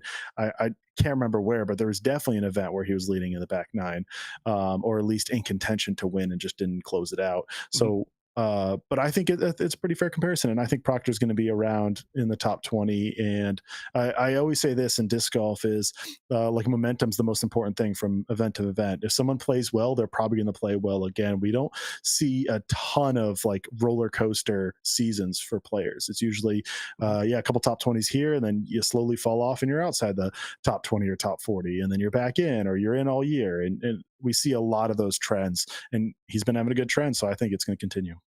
Yeah, no, definitely. Yeah, and this also kind of brings up what we interviewed him. I'm trying to find which one that was real quick for you guys. So if you wanted to go hear the interview, it was way too long ago. I can't even find it.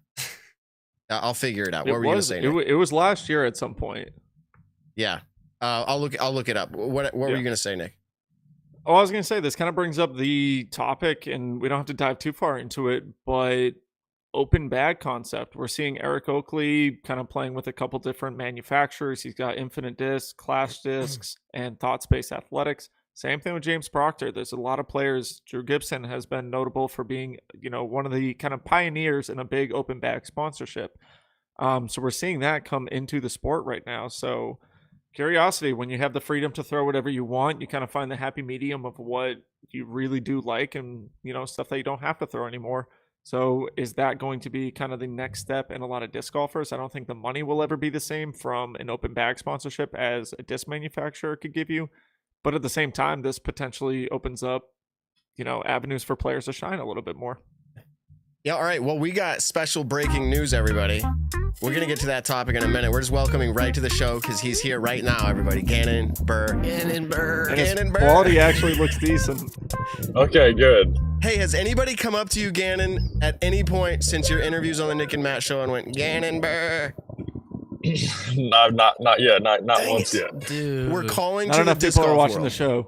Do that to Gannon Buhr. Just do that. Oh gosh.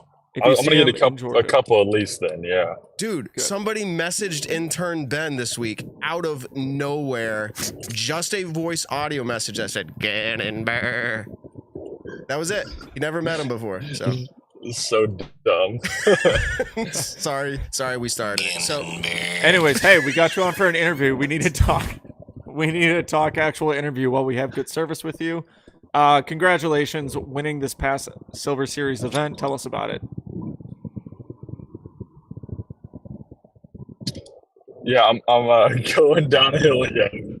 We're doing this again. Let's go. Can you hear me? yes. Yeah. You can hear me? Okay. So yeah, felt great. Started off the tournament okay with like a 5 down in round 1, which was pretty solid on the course. I was actually expecting to shoot like 10 down. That was kind of my goal. But then you get on the course and you realize you only have 1 shot per hole, obviously, and it kind of just, every hole becomes more terrifying. I think there was 12 holes where the OB's inside circle 1, and then there was also 5 PDGA waivered rules that were they got the waiver for the event basically. So a lot of weird rules that is very common for like USDGC, and that's why it's not like an actual. I guess it's an XC or an XM tier, I guess is what it would be labeled as. But I think I had a really good game plan. It played really well to my game. My putting was really good for the first time the entire season, which was awesome because I've been struggling with it the entire year so far. Obviously, like I do have like really high standards of putting, but like I'd kind of been finishing in like 20th to like 40th place strokes gained putting. And I lost Music City by 2 strokes, and I missed 9 circle 1 putts. Mm-hmm. So I've been throwing the disc better than I have my whole life. I checked at least the stats for last weekend, and I was number 1 in tee to green, strokes gained tee to green, number 1 in circle 1 and circle 2 in regulation, first in birdie rate, and then I was second in putting. So everything worked together. The only thing that kind of held me back this last weekend was my OB rate. It's almost impossible to not throw a B out there, and I had 14 OBs for the weekend. But luckily the other stats kind of made up for it. Some ranking systems have you number 1 in the world. Have you seen that? And what do you think about it? Yeah, that's. I guess we'll just go off what it says. That's like what I've been working for my whole life, was to be, I guess, number 1 in the world. But I'd still put Calvin number 1 myself. I think a lot of people would too. Obviously, the UDisc rankings it's based off the dominance index. So I guess they're more of like power rankings based on like week to week. So with my, when I win in Austin, my 3rd place at Music City, and then winning this with a pretty big field was pretty big for me. So, 3 I got 3 out of my last 4 have been podiums or wins. So that feels good at least. But I'd say I'd be content with sitting number 2 or number 3. I'd be just fine with. If you win at WR Jackson, the Champions Cup, would you put yourself as number 1? Not power rankings, would you put yourself as number 1 if you win that? I'd say it depends where Calvin finishes. If Calvin gets like top 5, probably not. Champions Cup is a tournament I'm like really trying to put my whole game, whole mind, whole body into, just because I want to win that at that course so bad, because it's my favorite course in the world. And last year I was able to get a top 5 there, so I feel pretty comfortable there. I guess I'm a little nervous in the woods because we haven't had really thick woods too much this year. So that's always a little nerve-wracking. As always, I just need to make sure my confidence is up. I score a lot better in open courses compared to wooded courses, but if my throwing is on, I feel really good in the woods. Awesome. Tell us a little bit really quick. You had mentioned that the course that you just previously played on had a bunch of waiver signs so that certain holes could mesh a certain way. From what I've heard, there was stroke and distance on hole 18, which is something that we don't see too much often right now. Tell us a little bit about the course. Did you like it for how it was? Would you have wanted to see things different? Just talk to us about the course since you were actually there. Yeah. I still. Yes. He's going down a hill, but we can hear him. Yeah. Oh, nope, we lost him. Gannon Buhr, come back. Oh, nope, we got him. Yeah, probably give me like 1 second. No, you're good. No. You're good. No, I think we got you. Can you hear us? Okay. I think I'm going back the hill. We're giving you a second. Yep. For sure. Someone said they thought Gannon might be asleep after their long hike today. I don't know what this hike was, but I don't know. Maybe they were on a long hike. Oh, that's Rozak. Yeah. They're buddies. What's up, Rozak? Also, I'll go ahead, I'll Evan. say that, I can't predict exactly how the rankings will turn out week to week. It'll depend after it's calculated. But if Gannon wins Champions Cup, I am pretty confident he'll be number 1 in the Statmando official rankings as well. Ooh. But I mean, the same goes to say for Ricky, or if Calvin wins, he obviously will stay number 1. But any of those will get it. So it'll be really interesting. I think if one of those 3, we'll see some movement. All right, Gannon's got good service again. It's weird, Gannon, but we can act. Oh, now it's going red again. We'll see what happens. We can see what his service is. Gannon Buhr. Gannon, can you hear us? Hello? Yes. Hello. I can hear you guys. I've heard everything so far. Okay, great. Do you feel like We're good. Bradley? Okay. Do you feel like Bradley Williams played hole 17 and 18 correct from your perspective? He obviously, Gannon's dropping in and out here. Yeah. Oh, come on. No, this is awful. This is awful, but if you get one more good bar serves, if you're going up the hill again, we'll catch one more question with you. Up the hill. This is becoming a copywritten staple down. of the Nick and Matt show. Wait. I think Yeah. I think Bradley played incorrect. Probably should have for 17. I thought I would have done for sure. And then feedback on it's not It's so, I love how it works when he says it's not working. I know. We hear it's not working, but everything else was patchy. This is unfortunate. I do not want to cut you loose if we got one more of those questions in there, because that was an interesting one. I'd love to hear. But it is staying in red bars for you. You must have like what, 1 bar of service? I have 2 bars right 2 now. bars. All right. 2 bars. Go ahead and it try looks to a answer little the bit- question. go We're ahead. in orange. We're in Give us- orange. Yeah. Go, No. go, go. Go, Gannon, go. Okay. Bradley should have gone for it. I was surprised he landed up on 18. 18 is not a good hole. The OB rule is super weird. Okay, this is what I heard. Bradley should have gone for it. He missed the putt on 18, and 18's a really stupid hole. That's more or less what I Don't heard. quote me on that, but I think that's moral. It's of a the bad story. hole. Very bad hole. So we did get Gannon for a little bit there. I think terrible that is disc what golf it hole. is. Terrible disc golf hole. I mean, He said terrible disc golf hole.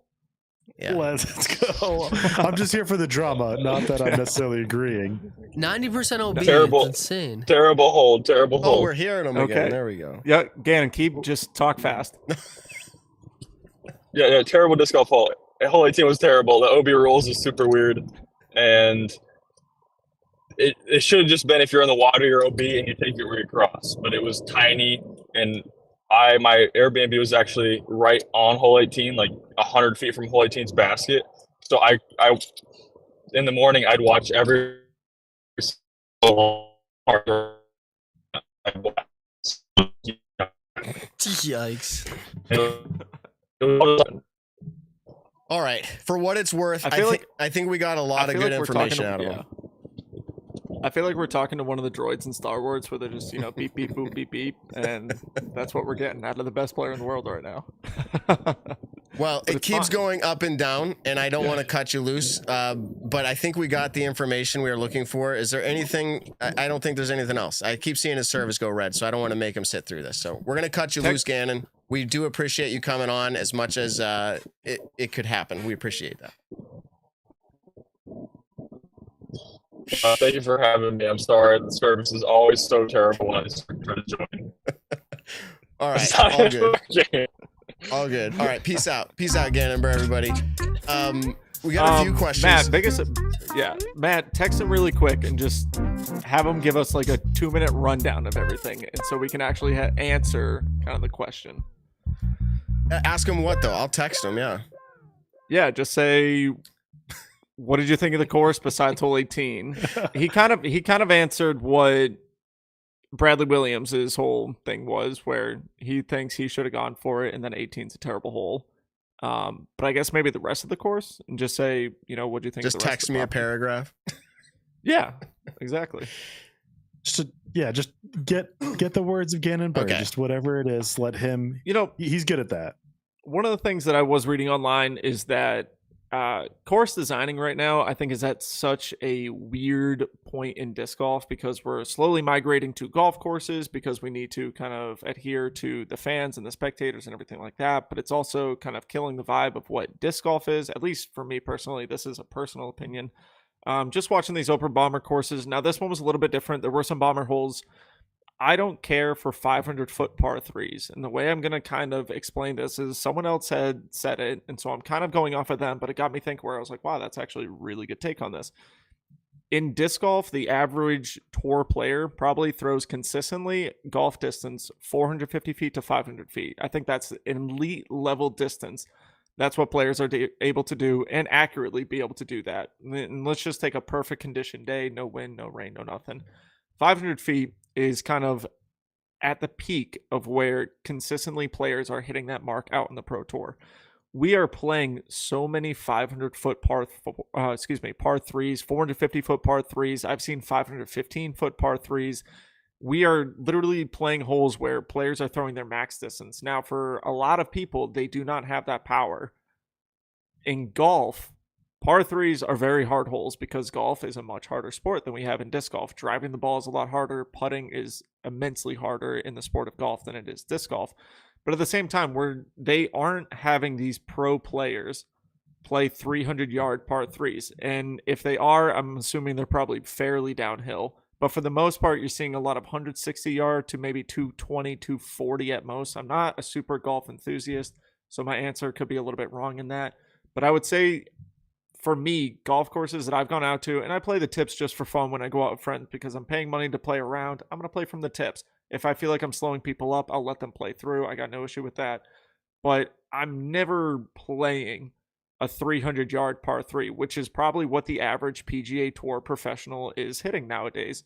Let's say 290 to 320, some probably even further now at this point. Like I said, I'm not a super golf enthusiast, but at the same time, this is what we are doing in disc golf, is we are requiring these par 3s because our sport, a lot of people thinks, is so much easier, that we have to design it to be so hard. And what course designers are doing is just lengthening holes. They're not necessarily making the hole harder by shot shaping and, you know, the direction that the hole goes. They're making it harder by just extending the basket 50 more feet so that people have circle 2 putts instead of circle 1 putts. So I think that's what we saw a little bit there at the Blue Ridge course for this past tournament. I don't know. That's just kind of quickly my take on that. Okay. He responded. I'm typing one more thing while I read this. Okay. I said, what do you think of the whole course in general? Do you think there needs to be changes for next year? OB thoughts? And he responded with great design, terrible OB, terrible OB lines. So he didn't necessarily say there shouldn't be OB, but terrible OB lines and rules. And he followed it up with so much potential. I said, yeah, this is my opinion. I know people didn't ask for it. I said, yeah, it looked great. And he said, beautiful course, one of my faves. There you go. It so much when potential. Watching the coverage, Beautiful. yeah, when watching the coverage of the course, it was so dependent on the camera guy looking at the spotter or the commentators saying whether a shot was OB or not, because there were so many holes out there, especially the first round, where it was really hard to determine, you know, is that inbounds or out of bounds? I think one thing to take away from that is look at Fox Run. You have tall grass and white stakes that kind of outline the OB versus the fairway. I think a course like they had just played on would have done great viewing pleasure-wise with having white stakes, red stakes, orange stakes. I don't care what you want to use, but having OB stakes so that the viewer and the player can have a better idea of their landing zone. I think a string in the ground or paint on grass that you're throwing a shot 450 feet or 400 feet, you know, you're supposed to have an idea because you're the professional player playing the course. But sometimes when you get up there, you're like, oh yeah, I think that was good. I think I threw that well. And then all of a sudden you see the red, the red flag come up. And I don't know. I think stakes would have been a lot better. I also I think there should be distance markers to the basket. You know, how they have in golf, there's 200 yard, 150 yard, 100 yard, 50 yard, whatever. There's probably more than that. But I think that would also be something. I think having stakes to make the viewing better for the players and the spectators would have been great. It's important. You look at the PGA again, Masters were just on, and they do the flight tracking or the shot. What do they call it? Shot trace. Immediately live, because it wasn't as good for viewers. Be like, where's the ball? Like, you know, the camera crews do great. But then I think over to baseball, Evan, which I know you're a big fan of. Like, now you can see if it's a strike or not. And I know the ump still has to call it. But like, you can see it as a viewer, what feels like immediately, like yes, ball, strike, whatever. It would be pretty great if they could incorporate some high-tech OB system, which tells the person on camera, like that was OB, like as soon as it happened. Still needs to be a player's call, but we can make that experience better. I get what you're saying. What I do want to hop in and say is, you know, Nick, you mentioned tall grass. That's something I'd love to see on courses where we can't do a ton more to the land. Like Fox Run, I don't know how many trees that, you know, Smuggler's Notch is okay with them planting everywhere to really define a course, but they are okay with growing the grass out longer, shorter. Some of these other courses, same deal. This course, as far as I know, it's a disc golf first property. And I understand that trees take time to grow, but I would really like to see a coordinated effort to make OB be more of natural OB in certain ways. And you can still paint things, but kind of get more of a buffer rough is kind of what we're going for. And we talked about this with Steve Dodge and Simon Lazat, so I don't want to go into it too deep, but like Christmas trees, bushes, like low-lying unthorned bushes, I'll say, on a lot of these holes would work so much better to have that be 10, 20 feet wide and then have an OB line. And the spectators are able to stand behind that, can easily see over these small Christmas trees or bushes. But then there's, you know, it's not an inch to define a stroke or not. It's an inch to define an easier shot or a harder shot that you have to then have more work to come back from. But the course did have a lot of other good challenging aspects to it. I mean, the creek, that's natural B, that's still painted lines, and the painted line was a good chunk off the creek. I kind of wish it was a little bit closer, but I'm not going to argue that point. The creek played a fantastic role throughout both courses. It created some very beautiful holes, but also good, tough OB with it. They also had some other holes where they I think it's hole 14. They mentioned it was similar to hole 1 at USDGC, except a lot longer and a lot more downhill. But the idea was the same, where they had a cut up tree in the form of logs protecting the green, so that way you really had to get your disc to fly over this barrier, but then slow down and have the speed control to stop on the green. You couldn't roll it onto it, you couldn't have it land short and slide up to it. It blocked that, and I thought that was a fantastic move that they did, and that's a really simple move. I would love to see even more like that, where they can have more, let's say, downed trees in plant spots, or again, trees and bushes. There's so much more they can do that with that. This isn't Winthrop. They own the property here. Mhm. I want to see them eventually go all out. I understand everything's money. I'm not going to get too picky within the next year, but this place is beautiful. I see the potential here. I think 5 years, like, this is going to be one of the best stops if they put in the effort and things like that, and don't just accept that painted lines are okay because USDGC has painted lines. It's one of the best events of the year, so it is okay. No, it is not the end goal. Okay, we make it work at USDGC. I want to see us go even better and better and better. And when disc golf owns a property, I want to see them go all out for disc golf first. I can get behind that. And by the way, we dropped Nick somehow, so it's just you and me, Evan. But I'm not sure where he went or what's up. But we're gonna hold on to this. So yeah, interesting. We could talk about that a lot more, but I'm gonna let your comments ride there. I think those were great. I asked Gannon a few other questions. I said directly, granted, not face to face in audio, but I said, "Are you staying with Prodigy for 2023?" And then I said, "This is live." I wanted to be clear. And he said, and this isn't, I take this for what it is. Here's your soundbite. "Working on an agreement, should be done soon." Now, very strategic. I said, "Are you staying with Prodigy for 2023?" And he said, "Working on an agreement, should be done soon." So that is zero clue, staying or going. So now what are your percentages? Is he staying or going based off of that response, Evan? Wait, can you hear me? Yes. Yes, Yes, you're we back. can. Okay, dude, I literally was showing up on my screen. Like, I cut out for a second, but then I was back. I was listening to Evan talk, and I was just like, dude, I agree, but I'm curious how much money Winthrop has cost us over the years. And I'm You're like, just talking and to then Matt yourself. just cut me off, and I'm like, oh, just typical Matt, just cut me off once again.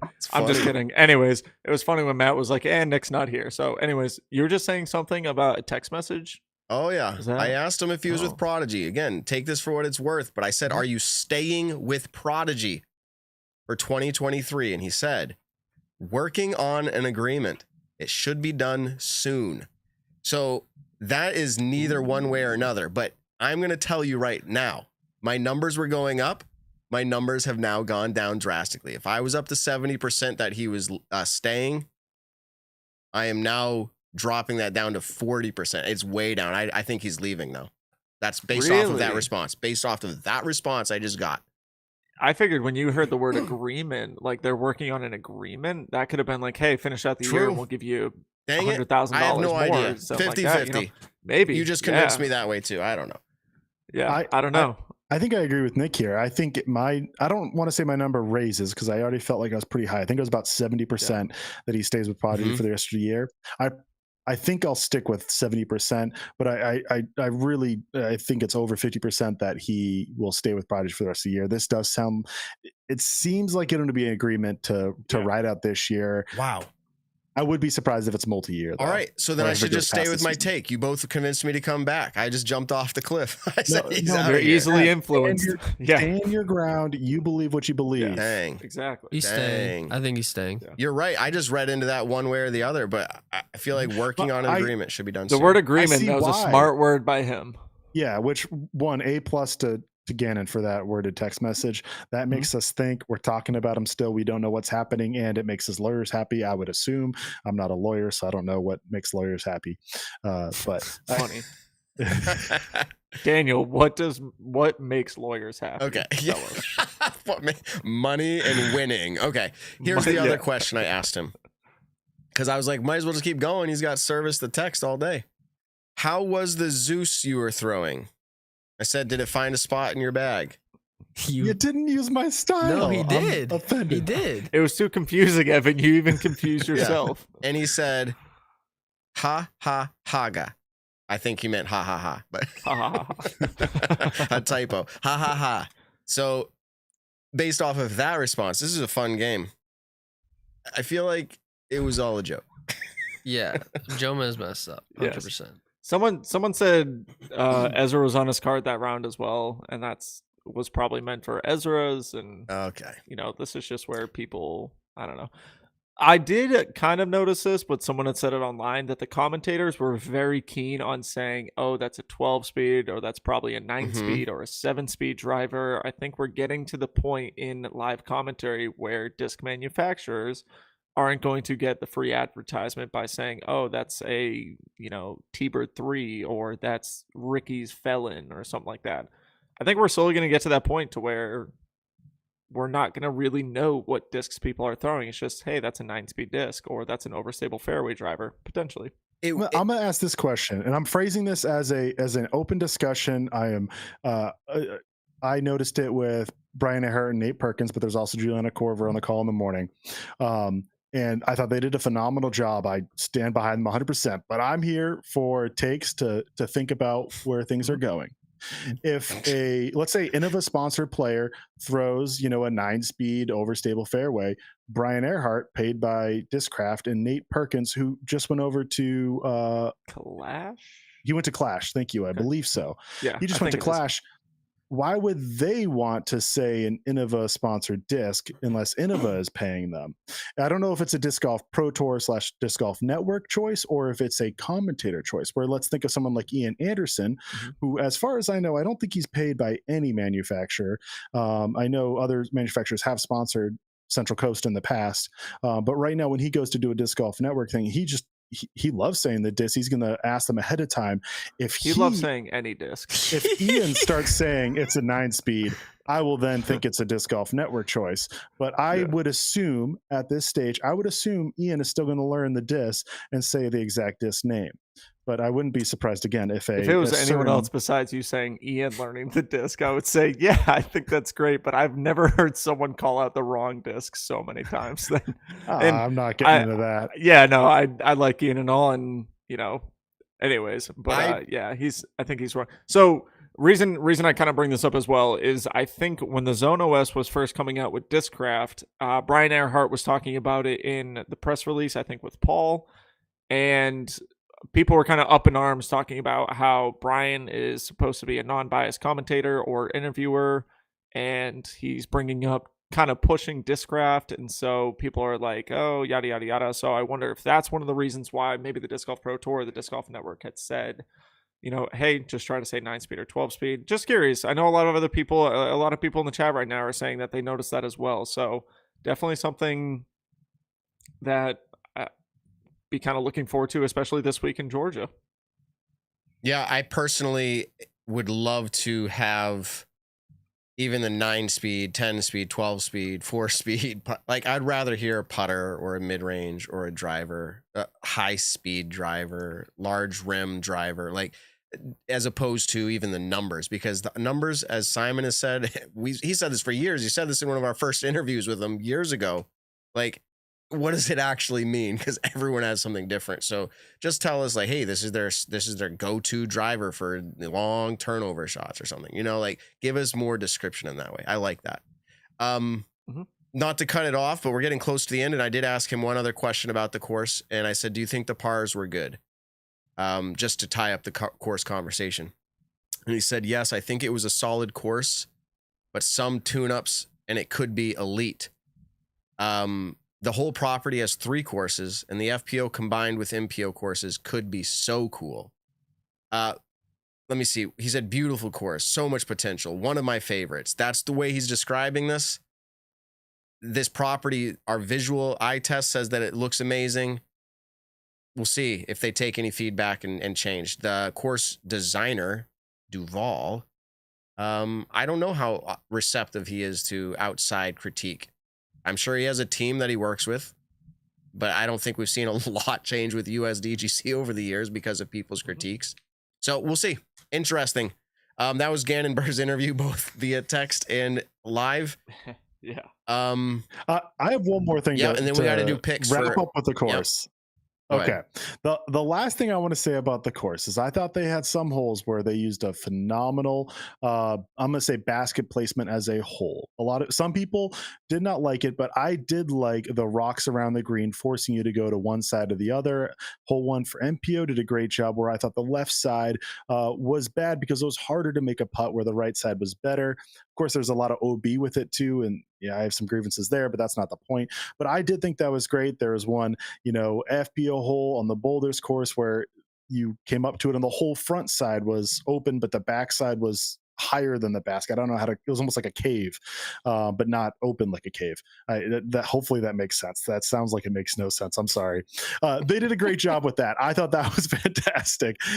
They had some elevated baskets that I thought worked really well. The first hole in the FPO course I thought was really good, because if you landed on kind of the ideal landing zone in the circle on this hard par 3, you had I would say a normal elevated putt, because you were on a little bit of an elevated ground. But if you went past it, you went down a hill and the basket was elevated on that lower ground. So it played much harder if you went too far. I thought things like that are fantastic, but I did think there was a few other holes where it was just a little bit too high, in my opinion. I think hole 16 on the MPO course, it looks odd to me. It's a totally different putt, and I don't think it's a good thing. The baskets aren't meant to catch 10 feet higher than you are.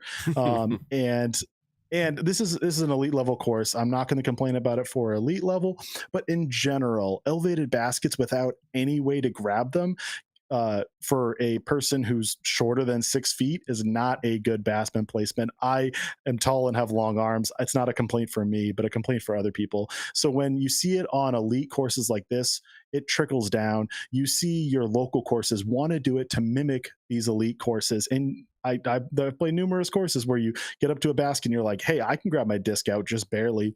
But I know if a group of kids were playing by themselves, how are they going to get the disc out? They have to go find a stick around. If people who are under 5'5", which there's a lot of them who play disc golf, a lot of humans are not 6 feet tall. I understand that. So we need to think about all the people who play disc golf, and remember that elite courses do show other courses what they want to be like. And I think that's something where we can strive to have technical greens in other ways, which this course absolutely did. It's not like they weren't able to do that. And again, they own the property, so they can do a lot of things to make these greens tricky in other ways. Now, are you of favor, let's say, take hole 2 at Meadowbrook. It is an elevated basket. There's a pyramid going up to it. It's at a good happy medium to where it's not insanely elevated like we've seen in years past at different tournaments across the world. But it's also not just a pole in the ground and a super high elevated basket. That basket play is not my favorite, but it's not what I'm complaining about, because yes, you can go up and grab it. So as long as you can go up and reach the disc. Okay. Okay. I want to drive the tractor though, and while someone's throwing the hole, like the basket's just moving up. Be like a golf cart guy. Are we here yet? To wrap it up, one more thing I want to say. There's some course somewhere. I've just seen pictures of it posted random places where it's like a 20-foot high basket and they have a spiral ladder going up to it. So you can technically walk up and grab it out. I'm never, ever playing that course in my life. If I accidentally start playing that course, I think I'll probably just walk off. And it's hole 12 or something. And then I'll read the review. At least you got 9 holes. Yeah. At least you got 9 holes. Infamous disc golf reviewer. Oh. If you live in Massachusetts, Make sure you look for Your Evans, course has been Evans, reviewed. Yeah, and it's probably pretty nasty. Let's just say. I don't think it's nasty. Let me say this. I want the best for every course ever, and I think sometimes you need a little, pinch in the side to get your course as best as possible. I say it how it is. UDisc reviews a lot of times can be like Google reviews. You play it, you didn't die, so you put 5 stars and you move on. So I like to say it how it is, and I don't want to be rude, but I understand I can come off pretty harsh a lot of the times. Bro, I just do what you do on UDisc here on the Nick and Matt show. Like, it's just like you do it on typing for reviews. I just have a podcast. All right, can I just read a quick Evan Kearns review? Real quick. Boy. Oh my goodness. boy. I'm embarrassed. 2 now. out of 5 stars. I'm not going to name the course, but old layout is still fun, but new holes are absolutely awful. Sorry. Too much OB, some odd lines, a basket in sitting water, and way too much OB. Again, an AT is not a par 3. Nope. I remember that. Sad to see this course turn into this. Feels like a backyard course of whoever designed this. Sorry for the negative words, but it's deserved, unfortunately. Dude, I gotta think of one course in Mass as a basket. Oh, you know what it sitting in- is. Yeah. Nick, you found it after we played it. Okay. And you're like, who hurt you? Nobody. Yeah. Who hurt you? That's probably your. Nobody knows that course. I mean, The course hurt me. That's who hurt Okay, me. all right, we'll talk about it in the after show. Yeah. Sign up for our Patreon to hear it. Just kidding, we don't have one. anyone local to Champions Mass right Cup. now is like, is that my course? But Yeah, no here kidding. our picks. I'll start. Champions Cup picks. Yep. Here we go. Little storyline. I just got to build it up. Dickerson is going to be in the mix. Paul, Mhm. Ricky, and Simon. They are going to be in the mix. I feel like And Gannon. Dickerson may take second. Paul's going to be pushing either first or third, but Calvin's going to take it down first place. FPO, it's going to be the same thing as last year. Before I move on from MPO, there's going to be somebody in the first 3 rounds that's an outlier that you wouldn't have expected to be there. Okay. I'm getting really detailed here. Calvin wins it. FPO, it's going to be the same thing. Paige, Kristin, are going to be the contenders. I can't do the rest of the storyline there. I'd love to see Valerie Mandujano back this week. If she is, then she's going to be top 5, I think, with her first event back. But I'm picking, oh my goodness, I'm picking Kristin. It's a good pick. I'm still thinking if one of you guys want to go. I did not prepare this. I just want to read a couple chats really quick. Ken Chapman said stat meando because you're mean.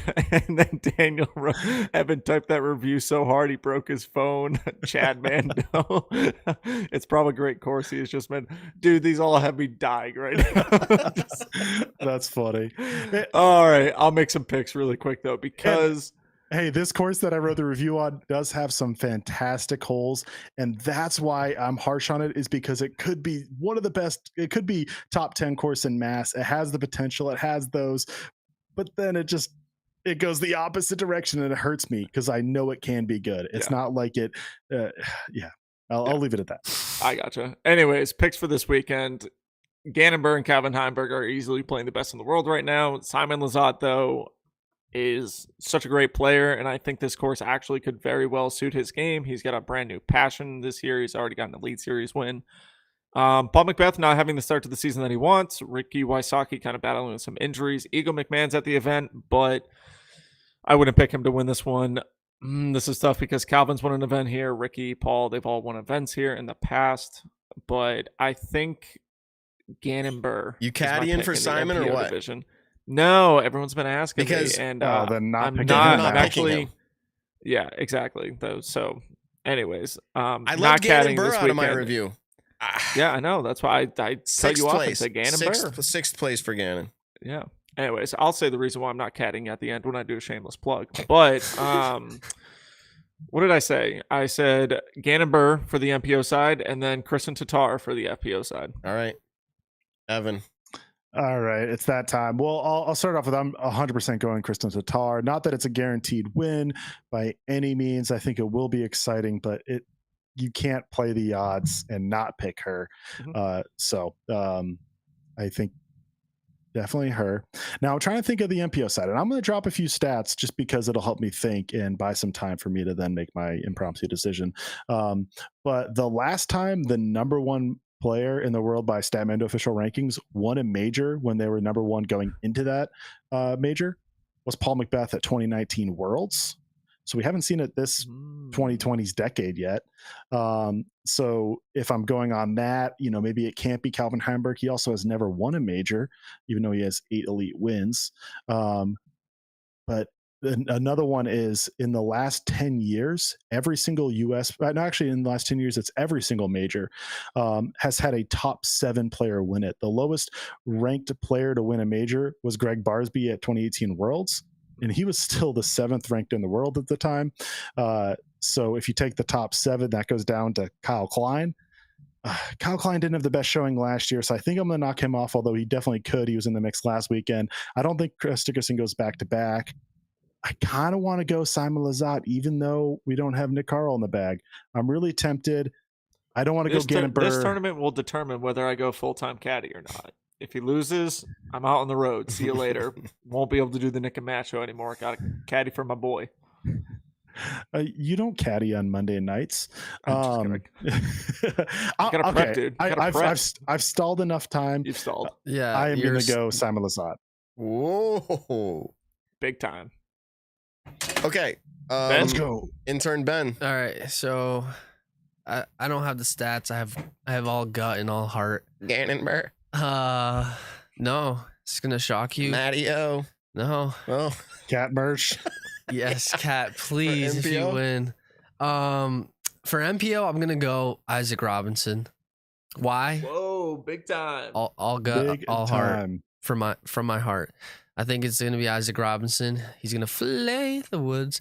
And then for FPO, I'm thinking Ella Hansen is my pick officially. Nice. Wow, that was a dark horse, kind of. And then my dark horse is Paul Kranz. True. Local. Let's go. That's right. Paul got an invite to this. Am World's champ. Yeah. Good for him. Ben, let's do a quick bet right here. And I have a bet. Let's do something cheap. Let's do something cheap, like a 1 tortilla chip challenge or something. A 1 tortilla. Tortilla. Tortilla. Yeah, salted. Maybe we'll seasoned. go crazy and go with lime. Dorito. Ezra Robinson beat Isaac Robinson at Champions Cup last year.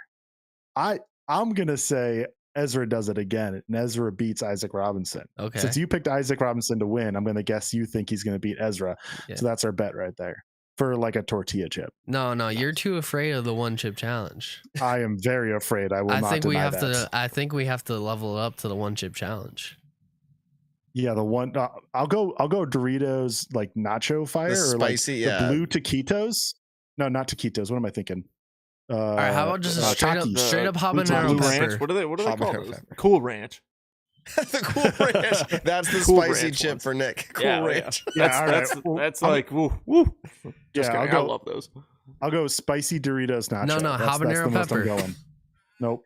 All right, guys. You're weak. Everyone besides Ben, he just wanted to be different. Said Kristin Tattar, including me. But I'm sitting here, and if I was to place a bet, I like to, move it around and say like who maybe have more chance to make more money here. Kristin, we're saying his favorite. That's what Evan's saying. I heard stats. You got a bet with that? If this was Vegas odds, it would be like minus 180 or something like that. I don't really know. Like I would probably still put money on Kristin. I'm changing my mind to Paige Pierce. I'm changing it officially. That's smart. Paige Pierce. All right, up. Let's go. Paige Pierce, Calvin Heimberg. I can't believe it. I don't know. All right. I don't know. She shows up, man. She does show up at these events. All right, that's it, guys. We had a show. Yeah.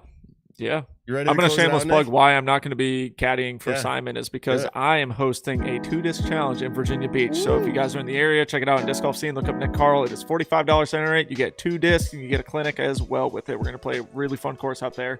Just played a tournament there yesterday. It was a great time. Also, if you guys are looking for some sweet discraft classic, go over to discuradg.com. We're also releasing a Jonathan Macbeth jersey. It's on pre-order right now. Check it out at discuradg.com. Use code Nick and Matt for 10% off at discuradg.com. And you can also get some sweet fundraiser discs for me, and it helps me out immensely. I appreciate you all. Thank you for tuning in to the episode tonight. We had Gannon Buhr on for a little bit. We're going to try to get him on again sometime soon, but don't forget to like, comment, subscribe on the video. Tell someone you love them this week. We'll catch you in the next one. Shout out to Hannah Macbeth in the chat, coming in hot at the end here. All heart for Ben. All heart, Hannah. Let's go. Ben, you're awesome. Nick, you're awesome. Evan, you're awesome. Gannon, thanks for joining. We will catch you next week to recap Champions Cup. Peace out, everybody. Peace. The Nick and Matt Show, a disc golf podcast designed for you, the disc golfer. Find the Nick and Matt Show on your favorite podcast platforms or join the conversation live on YouTube.